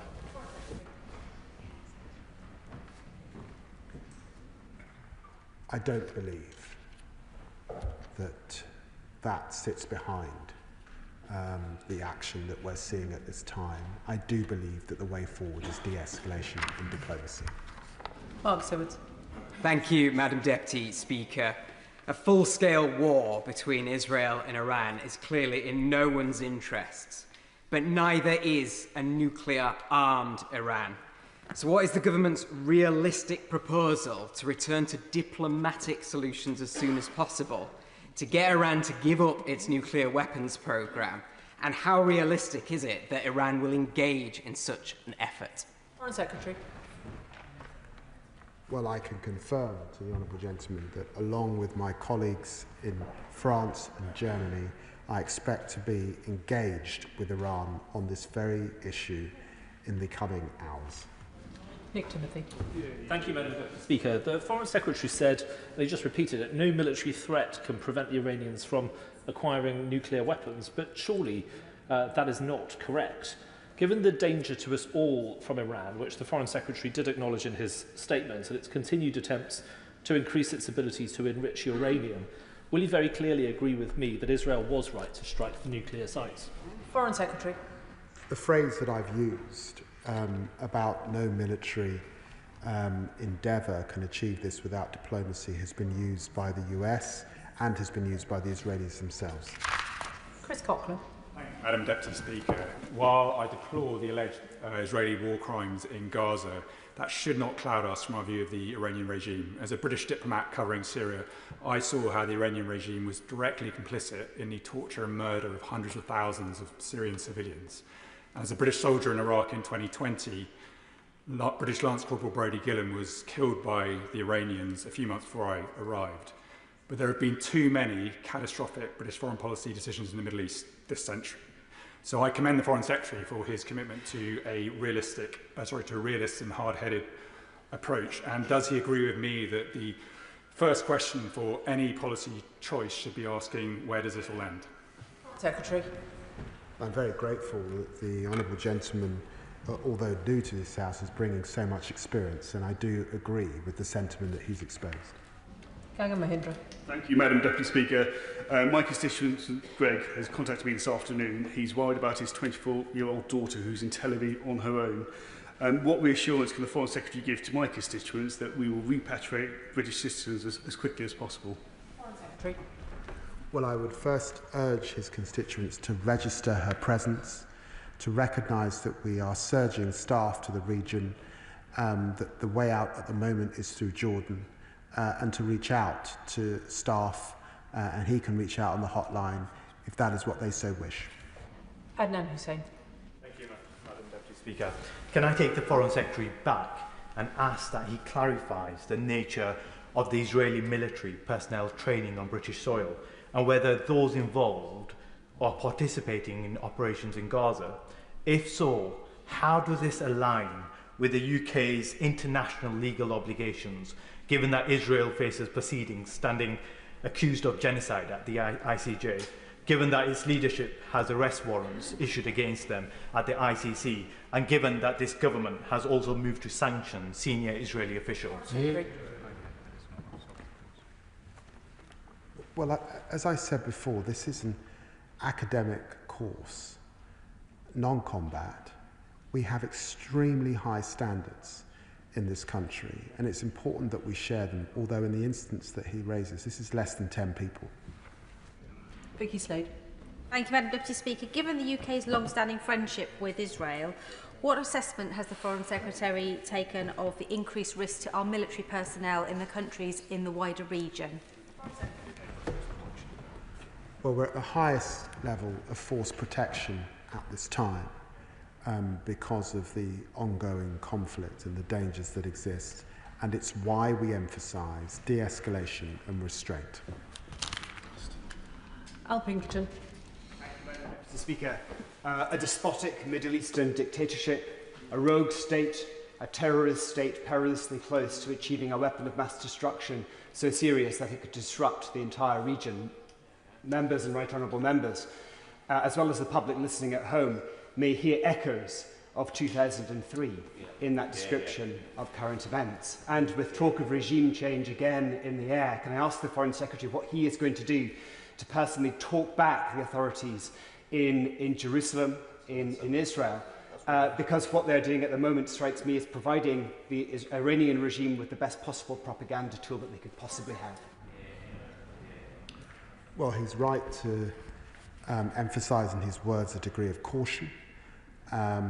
He will have heard what I said in the House this afternoon, which forms the bedrock of the diplomacy that our officials are exercising in Israel, in Iran, and across the wider region. Richard Ford. Madam Deputy Speaker, I support the Foreign Secretary in his call for de-escalation. In April last year, the RAF participated in the shooting down of drones that Iran fired at Israel. Could the Foreign Secretary comment on why the UK acted to defend Israel from drone attack at that time, but did not do so at the weekend? Foreign Secretary. Well, each military situation is different. There was a particular context at that time of ballistic missiles coming in and a particular request. We had the assets that could support, and we make those assessments, obviously, as you would expect, with our regional allies, depending on the circumstances and the context. Ayub Khan. Thank you, Madam Deputy Speaker. Can I concur with the Foreign Secretary and his view that this can only be resolved through diplomacy, and that's the only way we're going to get a resolution. But also, I know that the Foreign Secretary is a learned friend, a fellow colleague at the bar. He will understand international law. Does he agree that the Caroline principles were not engaged, which allowed Israel to conduct that strike? Does he not smell a rat with the timing of what's happening? Foreign Secretary. Well, at this dispatch box, I speak as Foreign Secretary, not as a lapsed member of the bar who qualified in 1995.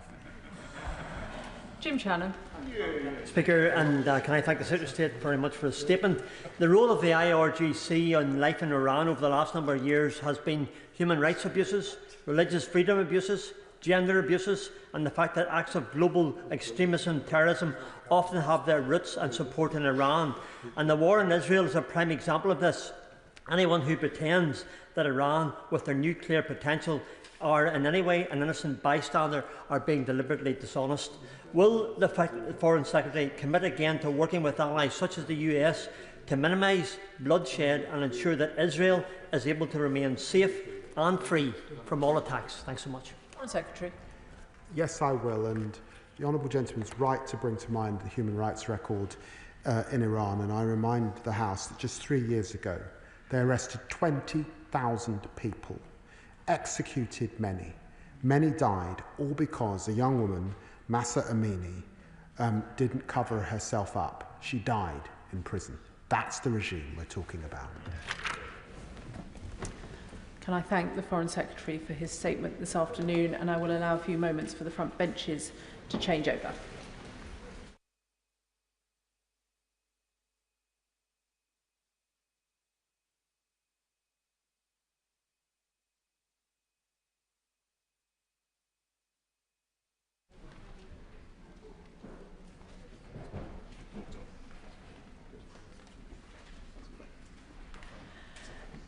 Before we come to the next statement, can I, from the Chair, pass on my condolences to the family of Keaton Shah, one of my constituents in Shipton Bellinger, who was tragically killed in the Air India crash. Keaton was a valued member of the local community where he ran the village stores, and the whole community is devastated by his loss. Minister Hamish Faulkner. With permission, Madam Deputy Speaker, I want to update the House on our response to Thursday's devastating Air India plane crash. I know the whole House joins with me and with you in offering heartfelt condolences to all those who've lost loved ones in this tragedy. The images of those boarding the flight are heartbreaking. Families across both countries, including my constituency and of course yours, have been shocked and horrified. They are mourning and we mourn with them. Official casualty figures are not yet confirmed. However, our understanding is that of 242 passengers and crew, 53 of them are British nationals, and just one has survived. Many also died or were badly injured in the medical college which the plane hit. My right honourable friend, the Prime Minister, has passed on our deepest sympathies to Prime Minister Modi. My right honourable friend, the Foreign Secretary, has also spoken to his friend Minister Jaishankar on the day of the crash. The Foreign Office immediately stood up crisis teams in London, in Delhi, and in Ahmedabad. Our High Commissioner in India travelled to Ahmedabad and remained on the ground throughout the weekend, visiting the local hospital and the crash site. We have increased consular assistance and are in contact with all the families of British nationals who have asked for our help. In Ahmedabad, we have set up a UK reception centre to help British nationals in person. A team of 4 investigators from the Air Accident Investigation Branch arrived on Friday to support work on the ground. That same morning, we also deployed 5 people of the Rapid Deployment Team to strengthen the support we are offering in person. We have also supported a British Red Cross psychological support officer now in India, helping families cope with the tragic emotional impact. We have also deployed specialist disaster victim identification experts to the ground, liaising with the Indian authority-led identification process. Here in the UK, police family liaison officers were deployed over the weekend to support families based here during an incredibly difficult time. We are, of course, also in regular, close contact with Air India about the support package that they are offering, which includes funding flights and full repatriation costs to bring loved ones home. I understand how frustrating it is for families who have not yet been able to lay their loved ones to rest, and I recognise the pain and the frustration that this is causing. The Indian authorities are working around the clock with UK support to be able to do this. Unfortunately, these processes take time, but it is important that they are done properly to avoid causing more pain to their families.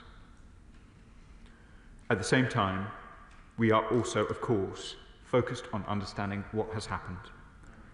The Indian Aircraft Accident Investigation Branch has accepted the UK's offer of help, and a team of British inspectors are now on site. Our High Commissioner met the Gujarat Home Minister Sanghavi yesterday to offer our support, and Madam Deputy Speaker, the Government continues to work tirelessly with our Indian partners to establish what happened and support all of those who are grieving.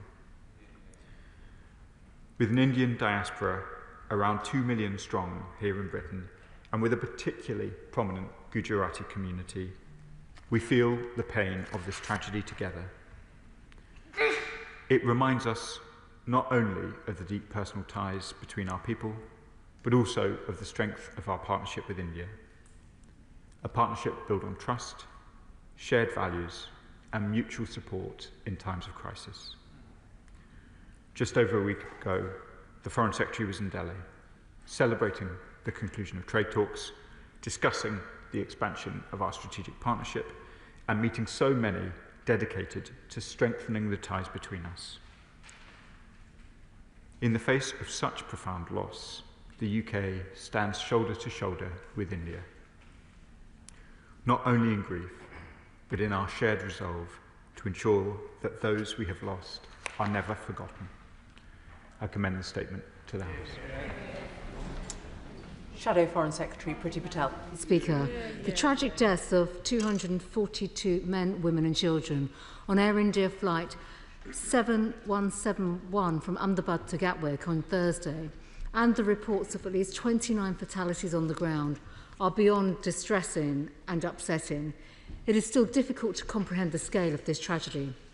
Our thoughts and prayers continue to be with everyone affected, in particular with the families and relatives of the lost ones. All our thoughts are with those who are in hospital having suffered injuries, and with Vishwa Kumar Ramesh, whose survival from the crash is an absolute miracle, but who sadly lost his brother. Many of those who died were British, 52, and many families in the UK will have lost loved ones who were also Indian nationals too. Over the last few days, we have started to hear of the lives of those who died and the grief their families are going through. The loss of Akhil Nanobara and his wife Hannah Vaudry and their 4-year-old daughter Sarah, Javed and Miriam Syed and their 2 children from London, Hardik Avalia and Vibhuti Patel, a couple from Leicester who had gone to India to celebrate their engagement, Frognall and Jamie Greenlaw Meek, and the former Chief Minister of Gujarat, Vijay Rapani. Their passing and those of everyone who died will be greatly felt, and our condolences go to all of them. The pain that they are all experiencing is clearly unimaginable. Following this tragedy, we've seen communities come together in mandirs, gurdwaras and other places of worship to pray and seek comfort in these difficult times. This evening a vigil is being organised by the Indian High Commissioner, where the community will come together to reflect, mourn and pray. I thank the High Commission's team for their support and their kindness in their consular support. I pay tribute to all of those offering support to communities across the country who have been affected, and the support shown at Troop in the Colour on Saturday will have been greatly appreciated. I want to put on record our thanks to the emergency services in India for their response.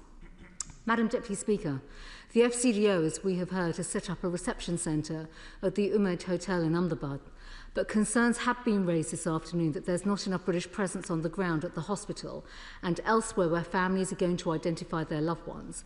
The Minister may have seen the statement issued earlier by 3 families referring to an inadequate and painfully slow government reaction.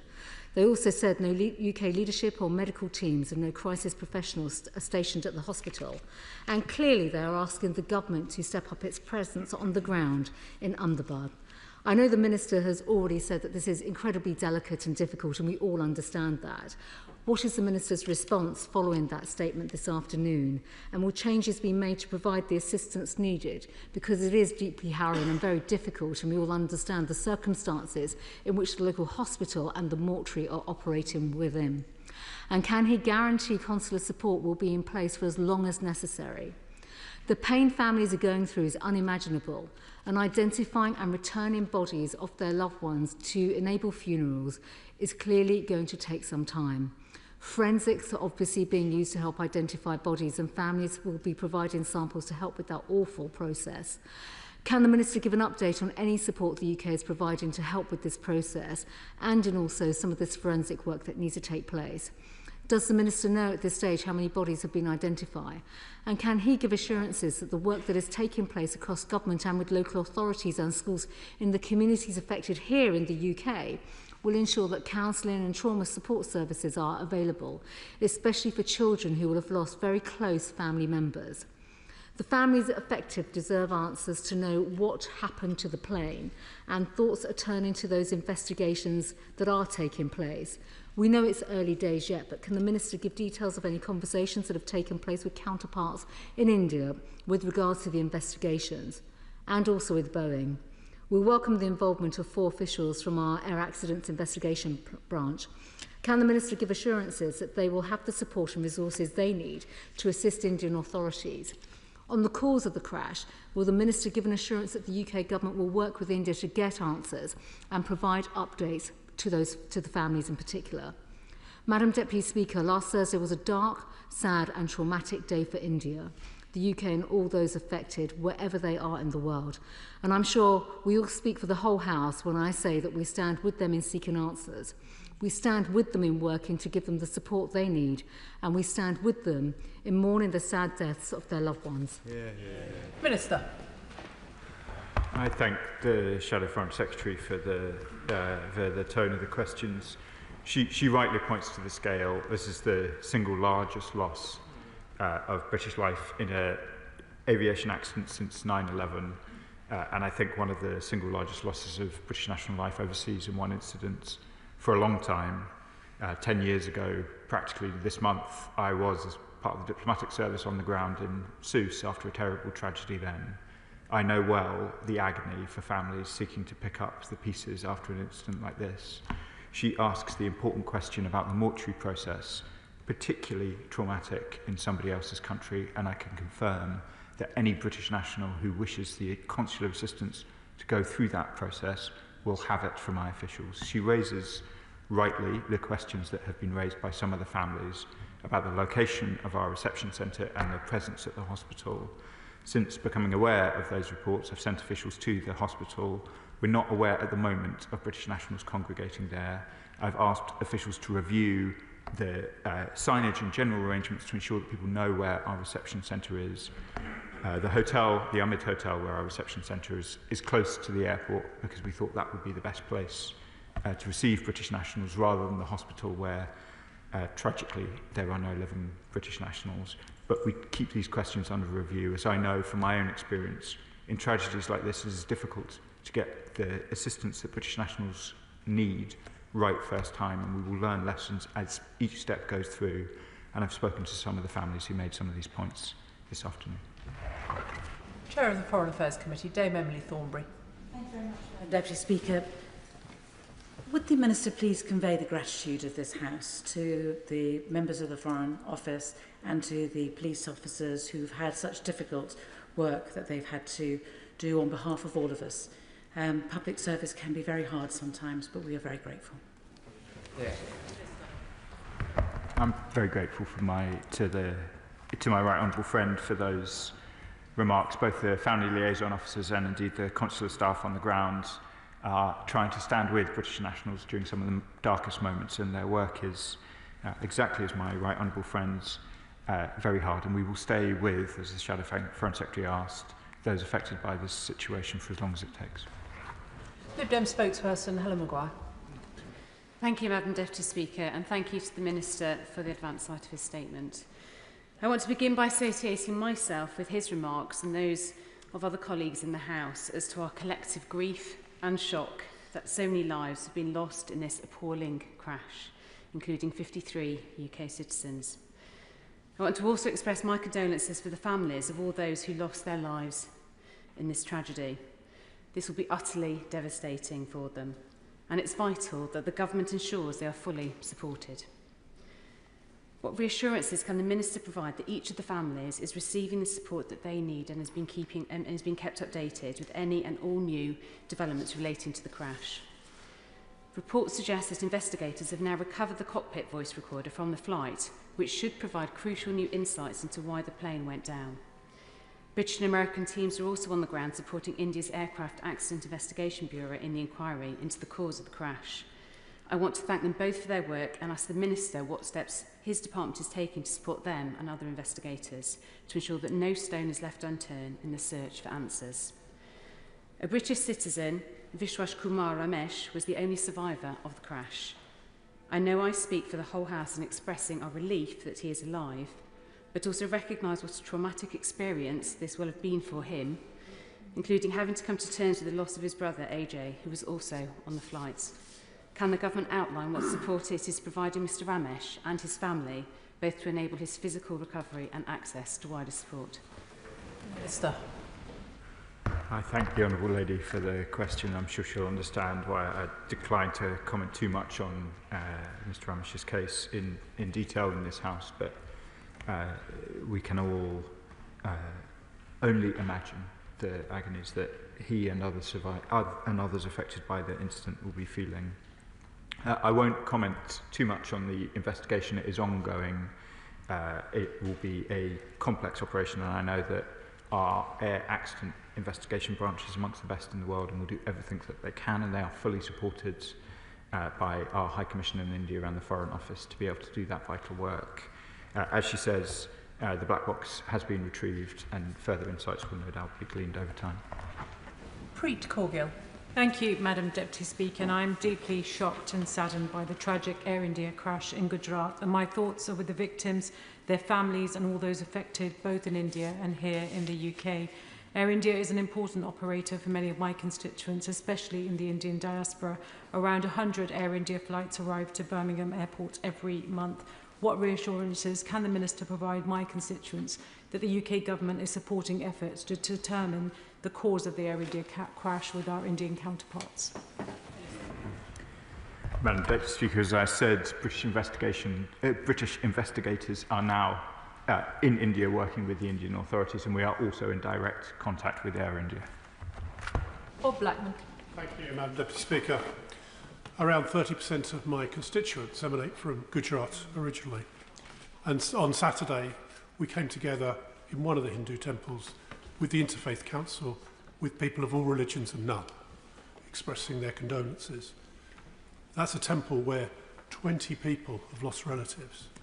And indeed, on last night, we attended another vigil where more than four relatives of those people that work in the temple had lost their lives. Can the Minister just update us on one issue, which is for the 53 UK nationals that sadly lost their lives, we've been able, I think, to communicate to those families that unfortunately they've died. But there were 169 Indian nationals who are visiting, almost certainly visiting, or due to visit their families in the UK, and those families are extended across the United Kingdom.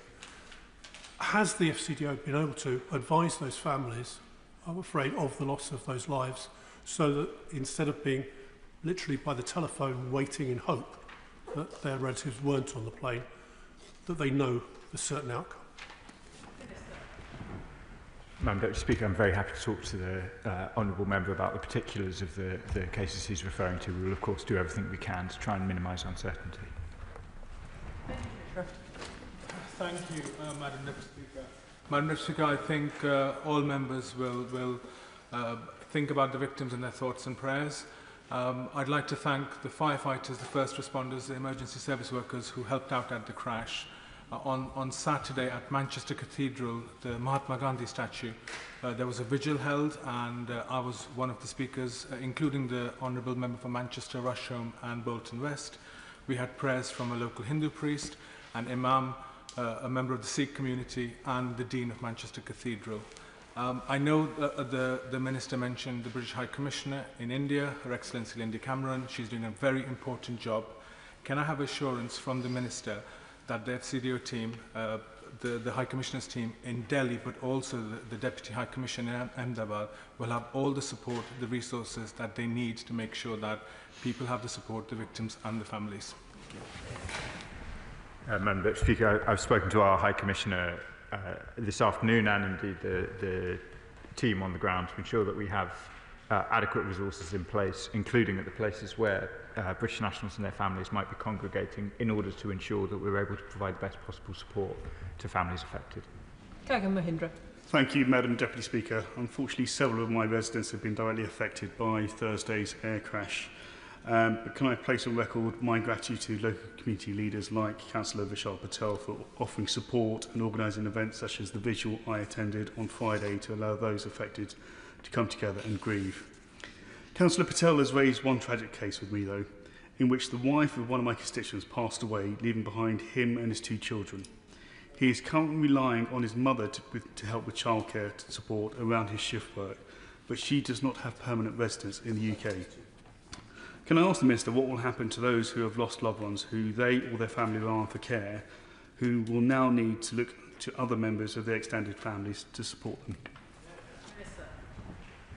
Madam Deputy Speaker, I'm happy to talk to any Honourable Member about particular cases of people affected by the incident. Gurinder Jozan. Thank you, Madam Deputy Speaker. This has been an incredibly tragic occurrence, and my heartfelt condolences are with the bereaved.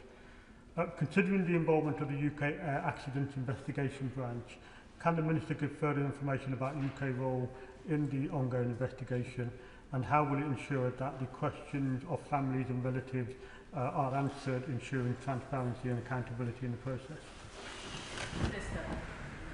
Madam Deputy Speaker, the UK AAIB will be supporting the Indian authorities in their work, and we will do everything we can to ensure that families are kept fully apprised of the conduct of the investigation. Adnan Hussain. Thank you, Madam Deputy Speaker. Will the Minister join me in expressing heartfelt condolences to my constituents who have tragically lost three beloved members of their family, Adam Tarju, Hasina Tarju and Altaf Patel. I also wish to sincerely thank the Minister for his prompt support and action for the affected families, and to place on record my appreciation for the outstanding efforts of the members of the Foreign Office in assisting the families, all who have been in need in their darkest times. I thank the Honourable Member for his kind words about both me and the officials, and I do join with him in truly heartfelt condolences for the loss of life amongst his constituents.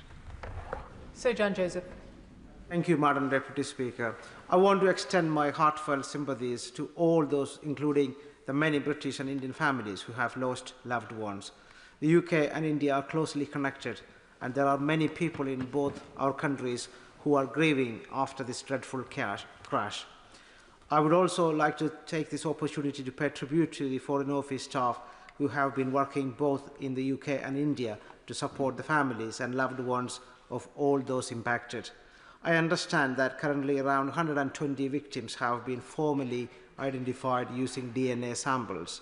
What assistance is the UK providing the Indian authorities to ensure that the remaining victims can be formally identified as quickly as possible? Regrettably, Madam Deputy Speaker, in an instance of this scale, identification does tend to take some time, and we're trying to support British nationals and those affected both in India and here with the contribution of DNA to enable that. That includes both family liaison officers here in the UK and, of course, consular staff. And if any honourable members and right honourable members want to ensure that their constituents get support through that process in India or here in the UK, please don't hesitate to be in touch. Shawkat Adam. Thank you, Madam Deputy Speaker. When the news of the tragedy came last week, it served as a real unifier to my great city of Leicester, unified us in shock, unified us in absolute disbelief, and unified us in mourning. So if I may take this opportunity, Madam Deputy Speaker, very quickly to remember the names associated with my great city who lost their lives. Hardik Aveya, Vibhuti Patel, Pooja Patel, Harshi Patel, AJ Kumar Ramesh, and Faizan Rafiq. And we also had the one sole survivor, Vishwash Kumar Ramesh. When I visited the families, it was great to see so much support from their neighbours, from all faith and no faith. Indeed, during our darkest time, we saw the best of my city. A couple of families, though, Minister, mentioned some difficulty in accessing information. So I asked if the Minister could look urgently at the communications with the families so they can get the support at this very difficult time. And my message to them, and I'm sure the whole House will agree, that you are not alone. Madam Deputy Speaker, I agree with the honourable gentleman. They are not alone. And in relation to any questions about the experience of our consular support, I would invite right honourable and honourable members to make sure that I'm aware, both, of course, in relation to this tragic incident in India, but indeed in Israel, the occupied Palestinian territories, and Iran. As the Minister for Consular Affairs, it's very important that we do understand what the experience is like for people on the ground, specifically in relation to the communications. In relation to this incident, as I told the Shadow Foreign Secretary, I've spoken with teams this afternoon about making sure that UK support is as clearly signposted as possible on the ground. Alex McIntyre. Thank you, Madam Deputy Speaker. My city of Gloucester is in mourning at the loss of Akil Nanabawa, Hannah Varaji, and 4-year-old Sarah Nanabawa. I'd like to thank the Minister for his statement and for all the support him and his team have given to my constituents and to my team over the weekend. I'm sure the whole House will join us in sending our thoughts and prayers to their family and friends and the wider Barton Treadworth community at this time. Understandably, the Indian authorities and hospital staff are overwhelmed at the scale of this tragedy, and I'd be grateful if the Minister could outline what more we can do to support our constituents who have travelled to India to identify bodies and lay them to rest. And further, he mentioned the support that is being given by Air India. Understandably, a number of my constituents who have travelled to India at great personal expense over the weekend have real reservations about travelling with Air India at this time. Or without wanting to sound alarmist, what support, financial assistance is being given to those who may have had to travel at great personal expense at very short notice? Thank you. Madam Deputy Speaker, I spoke to some of my honourable friends' constituents earlier in the day, and they were full of gratitude for the work of the honourable member on behalf of his city and his constituents through the weekend, and I pay tribute to it as well. I'm very happy, as I said earlier, to talk to any member about the particular circumstances of their constituents and see what can be done to help. Jim Shannon. Thank you, Madam Deputy Speaker. First of all, I want to thank the Minister and his department and all of his civil servants for their sterling efforts on behalf of the families. I think we all at this time think of how can we help. Well, we help through our Minister, through our government, through our officials. So thank you. On behalf of the Democratic Unionist Party myself, can I convey my thoughts and prayers for all of those families who lost loved ones in the Air India crash, for the pain, for the void they have, for the ache in their hearts, and our hearts indeed all ache for them as well. The air tragedy, the air accident is a tragedy, and the loss of life is incredibly difficult to understand. And all of our focus are with the families within this United Kingdom and globally who mourn today. And whilst they mourn today, there will come a day when they will want to understand how this could have happened. So will the Minister confirm how we can be assured that current global airline safety measures are adequate and robust? And what role does this great United Kingdom of Great Britain and Northern Ireland have in the safety of air travel? Thank you so much. Madam Deputy Speaker, the UK has a proud record of playing its full part in global aviation standards, and in relation to this incident, as I've said before, our Air Accident Investigation Bureau will be assisting this investigation fully and taking full note of its findings. Catherine Atkinson. Thank you, Madam Deputy Speaker. I will not be alone in having shed tears over the heartbreaking photograph of the Royal Derby Hospital Dr. Pratik Joshi and his wife, Dr. Komi Vyas, and their three beautiful children, Miriel, Nakul and Prajit, in the aeroplane moments before takeoff and then the crash. And I was with their friends and hospital colleagues at Derby's Hindu temple on Saturday. And it made real and vivid the tragedy of all the lives lost in this crash. So can the Minister tell us anything more about how the UK government is supporting the Indian government in its safety investigation and with friends and families devastated by this tragedy? I pay tribute to my honourable friend's work in Derby on these questions. Those photos are a heartbreak, and particularly the one that she mentions that I think so many in this House will have seen. We're trying to support Indian investigations in two areas, both in relation to the Accident Investigation Branch, as I've mentioned, but also through our DVI, our Disaster Victim Identification Service, who are also on the ground. This is a truly horrific tragedy, and we are doing all we can to try and understand both how it happened and support those who are affected as quickly as possible. Jazz Atwell. Thank you, Madam Deputy Speaker, and can I thank the Minister for his statement, and certainly thank all the first responders who were on the scene. And I thank the British involvement in helping the Indian authorities. Can the Minister tell us that when this is all over and attention has shifted away, that our officials will be there until our residents are satisfied that all that we could have done, we did do for the Indian authorities? Thank you. I can confirm to my honourable friend that we'll provide British families all the support they require during this horrific incident. Clive Efford. Deputy Speaker, this is truly a terrible tragedy. As an elected representative in Greenwich, where we have a large Gujarat community, for 40 years, both as a councillor and an MP, I've got to know many people in the Gujarat community, particularly those who are members of the South Eastern Gujarat Association. And they'll be grieving, like all of us today, over this terrible tragedy. But can I ask my honourable friend, he mentioned in his statement that there are family liaison officers that have been appointed, but What resources do they have? You've got to be able to get information to families promptly. They may need further assistance, such as travel and things like that. Do they have access to those sorts of resources? Madam Deputy Speaker, my honourable friend asked an important question. Family liaison officers, often known as FLOs, support families in the UK. They are part of UK policing.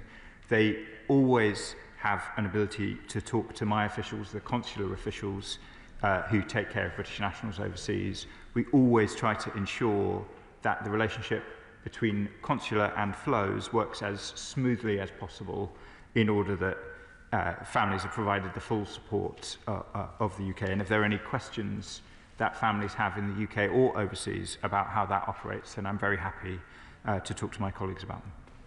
Tom Hayes.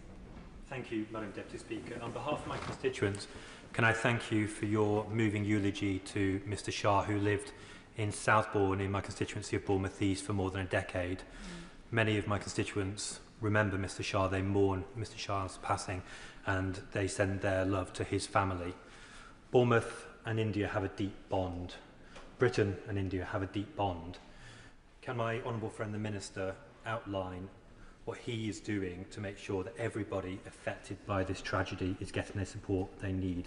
And would he join me in commending the community leaders of BCP Indian community for all they're doing at this difficult moment? I thank my honourable friend, well, I thank one of my honourable friends from Bournemouth. I know the other MP for Bournemouth is unable to speak as PPS, and I know they've both been very engaged in the tragedy that is being felt right across the city.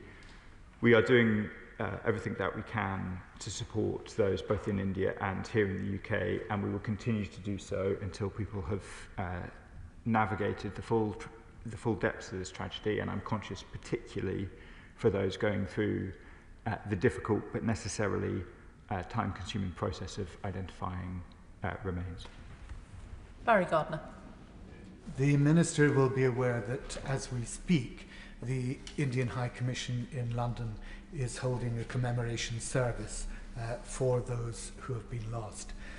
He also knows that my constituency of Wembley or Brenton West is actually the epicentre for the Gujarati community. More than 30% of my constituents are originally from Gujarat. I want to thank him for the way in which his officials have engaged and the help that they have been able to offer. I want to raise in particular, though, the problems that some of my constituents have had. If I talk of the Saeed family, 3 of whose bodies have now been identified, mother, father and 2 adult children who are travelling together. But one of the bodies has not yet been identified. Can I urge him, I understand that the DNA testing has now been randomized, can I urge him to try and do everything he can to ensure that the 4 bodies can have the necessary funeral arrangements celebrated together rather than waiting longer. He is absolutely right to say that it's important that this is done correctly to avoid further problems down the line. But families are in deep distress at the moment, and it really is important that we send every possible help to get the DNA testing done as quickly as possible. Thank you. Minister. Madam Deputy Speaker, I understand the force and the emotion behind my honourable friend's question, and I've spoken to families about the obvious agony that the process of identification takes. I will look into the circumstances he describes.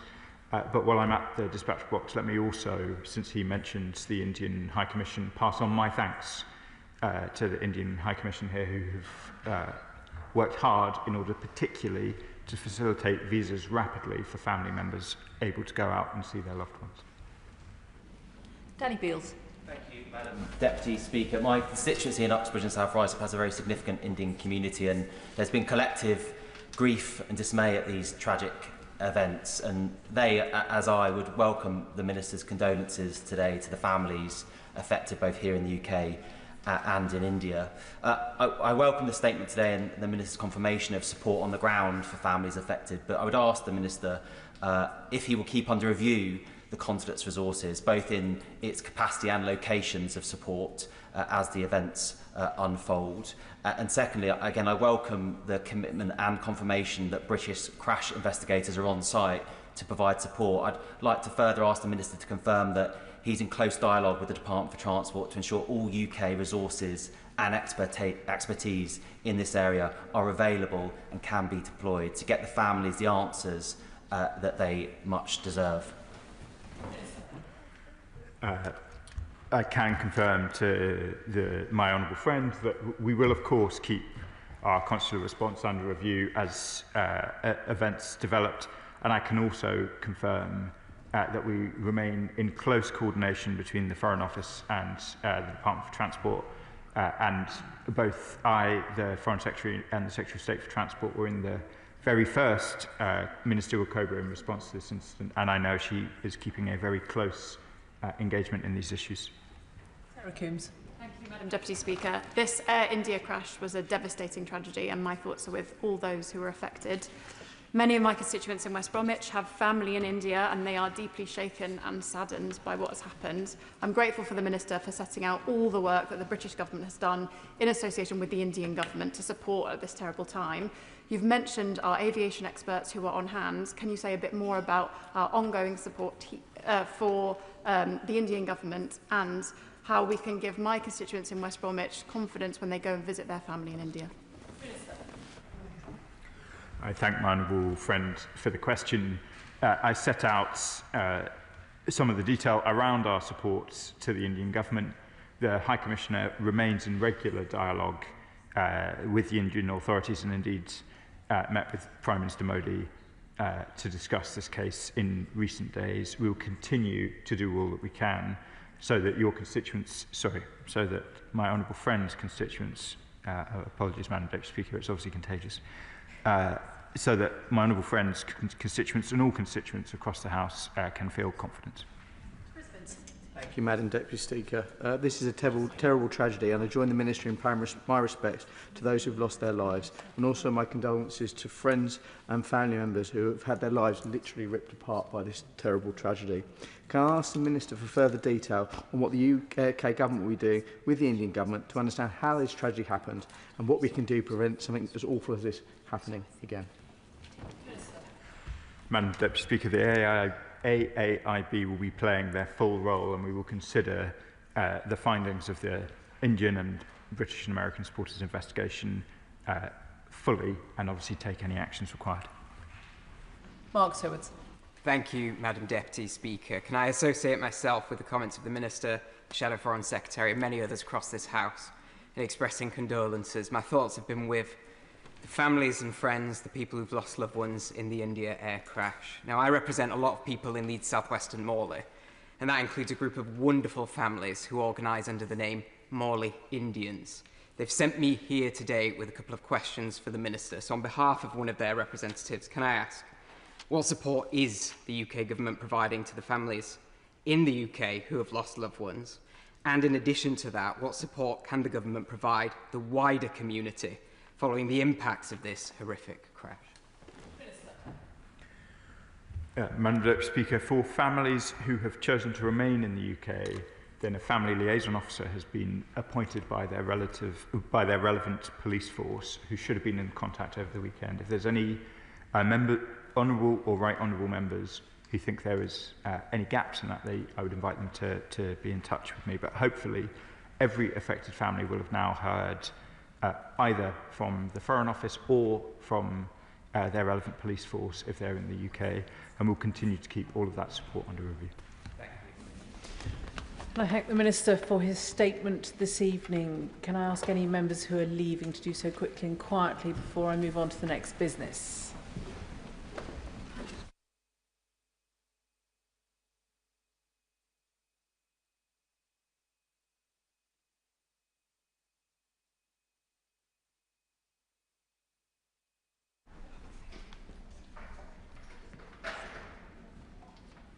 We now come to motion number 1 relating to business of the House today. Minister to move. Move formally. The question is as on the order paper. The question is as on the order paper. As many as are of that opinion say aye. Aye. Of the contrary, no.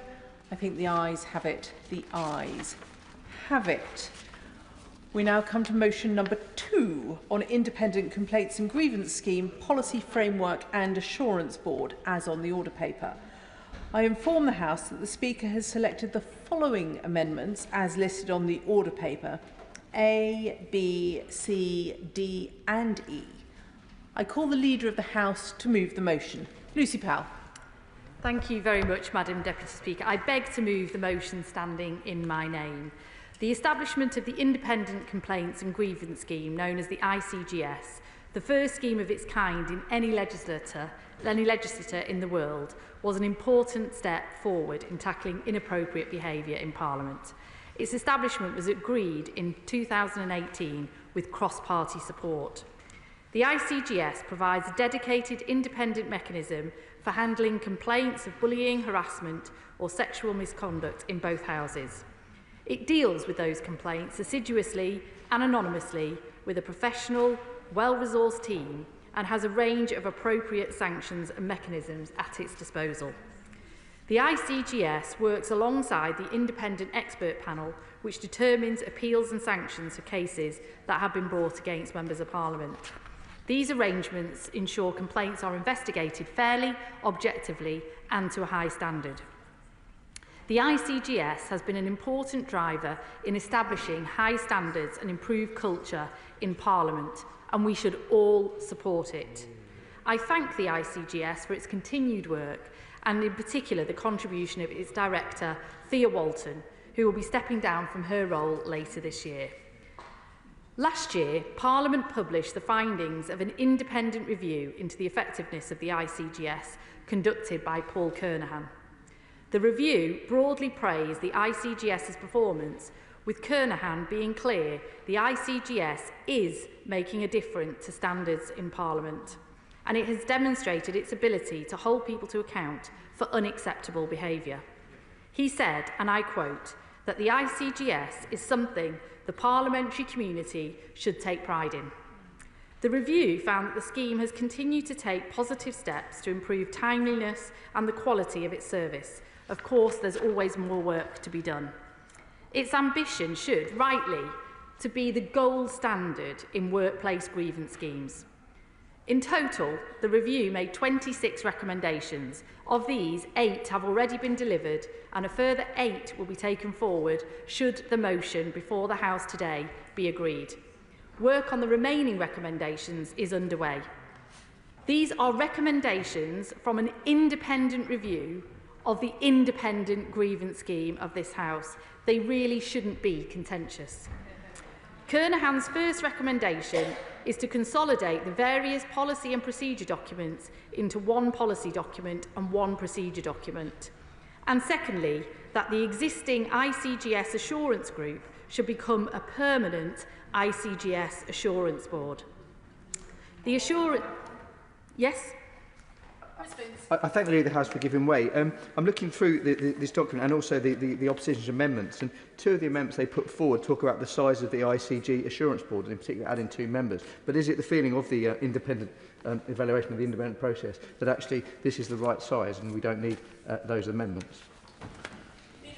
Well, I certainly don't think we need those amendments. I mean, the Assurance Board is made up of representatives of both houses, of the HR department and other appropriate people, as it should be, and including a member of this House who I think will be contributing shortly, who's a member of the Commission as well. So I think the Assurance Board makeup is right as proposed. Did you want to intervene on that? I thank the Leader of the House for giving way and want to make a declaration of interest that Max in my parliamentary office is one of many trade union reps across this House, and in fact so very good at what he does. They had an EDM in the last Parliament signed by 77 honourable and right honourable members for his service. I just wanted to ask about what consideration had been given to the ICGS Assurance Board about there being representation for either the House or MP staff unions to be either permanent members of that board or for how the board engages with the unions in this place? Well, can I thank you for that question and put on record my thanks to Max and many others, Ken and others who've done great work representing those who work in this House, whether it's for an MP or as House staff. And I think the role that the trade unions play is absolutely important, and their role within this process should be recognised. Both the House staff and member staff trade unions are represented on the ICGS stakeholder group, and the ICGS have an obligation to consult with that stakeholder group before any proposals are brought to the Assurance Board. But I want to put on record that I hope the ICGS continue to do that very closely, because I think the trade unions provide an invaluable voice to the operation of the ICGS, and that should continue. The Assurance Board will scrutinise the day-to-day performance of the ICGS and ensure that investigations are timely and of a high quality. This body would also have responsibility for updating the ICGS procedures document, but only that document, Madam Deputy Speaker. I will give way. Can I thank the Leader of the House for bringing this forward? And she's absolutely, the Honourable Lady is absolutely right. Right Honourable Lady is absolutely right. No one should have any doubts about the reasoning for this before us, and no one should have any opposition to it. And I understand there won't be any opposition to it, what I'm told. But would the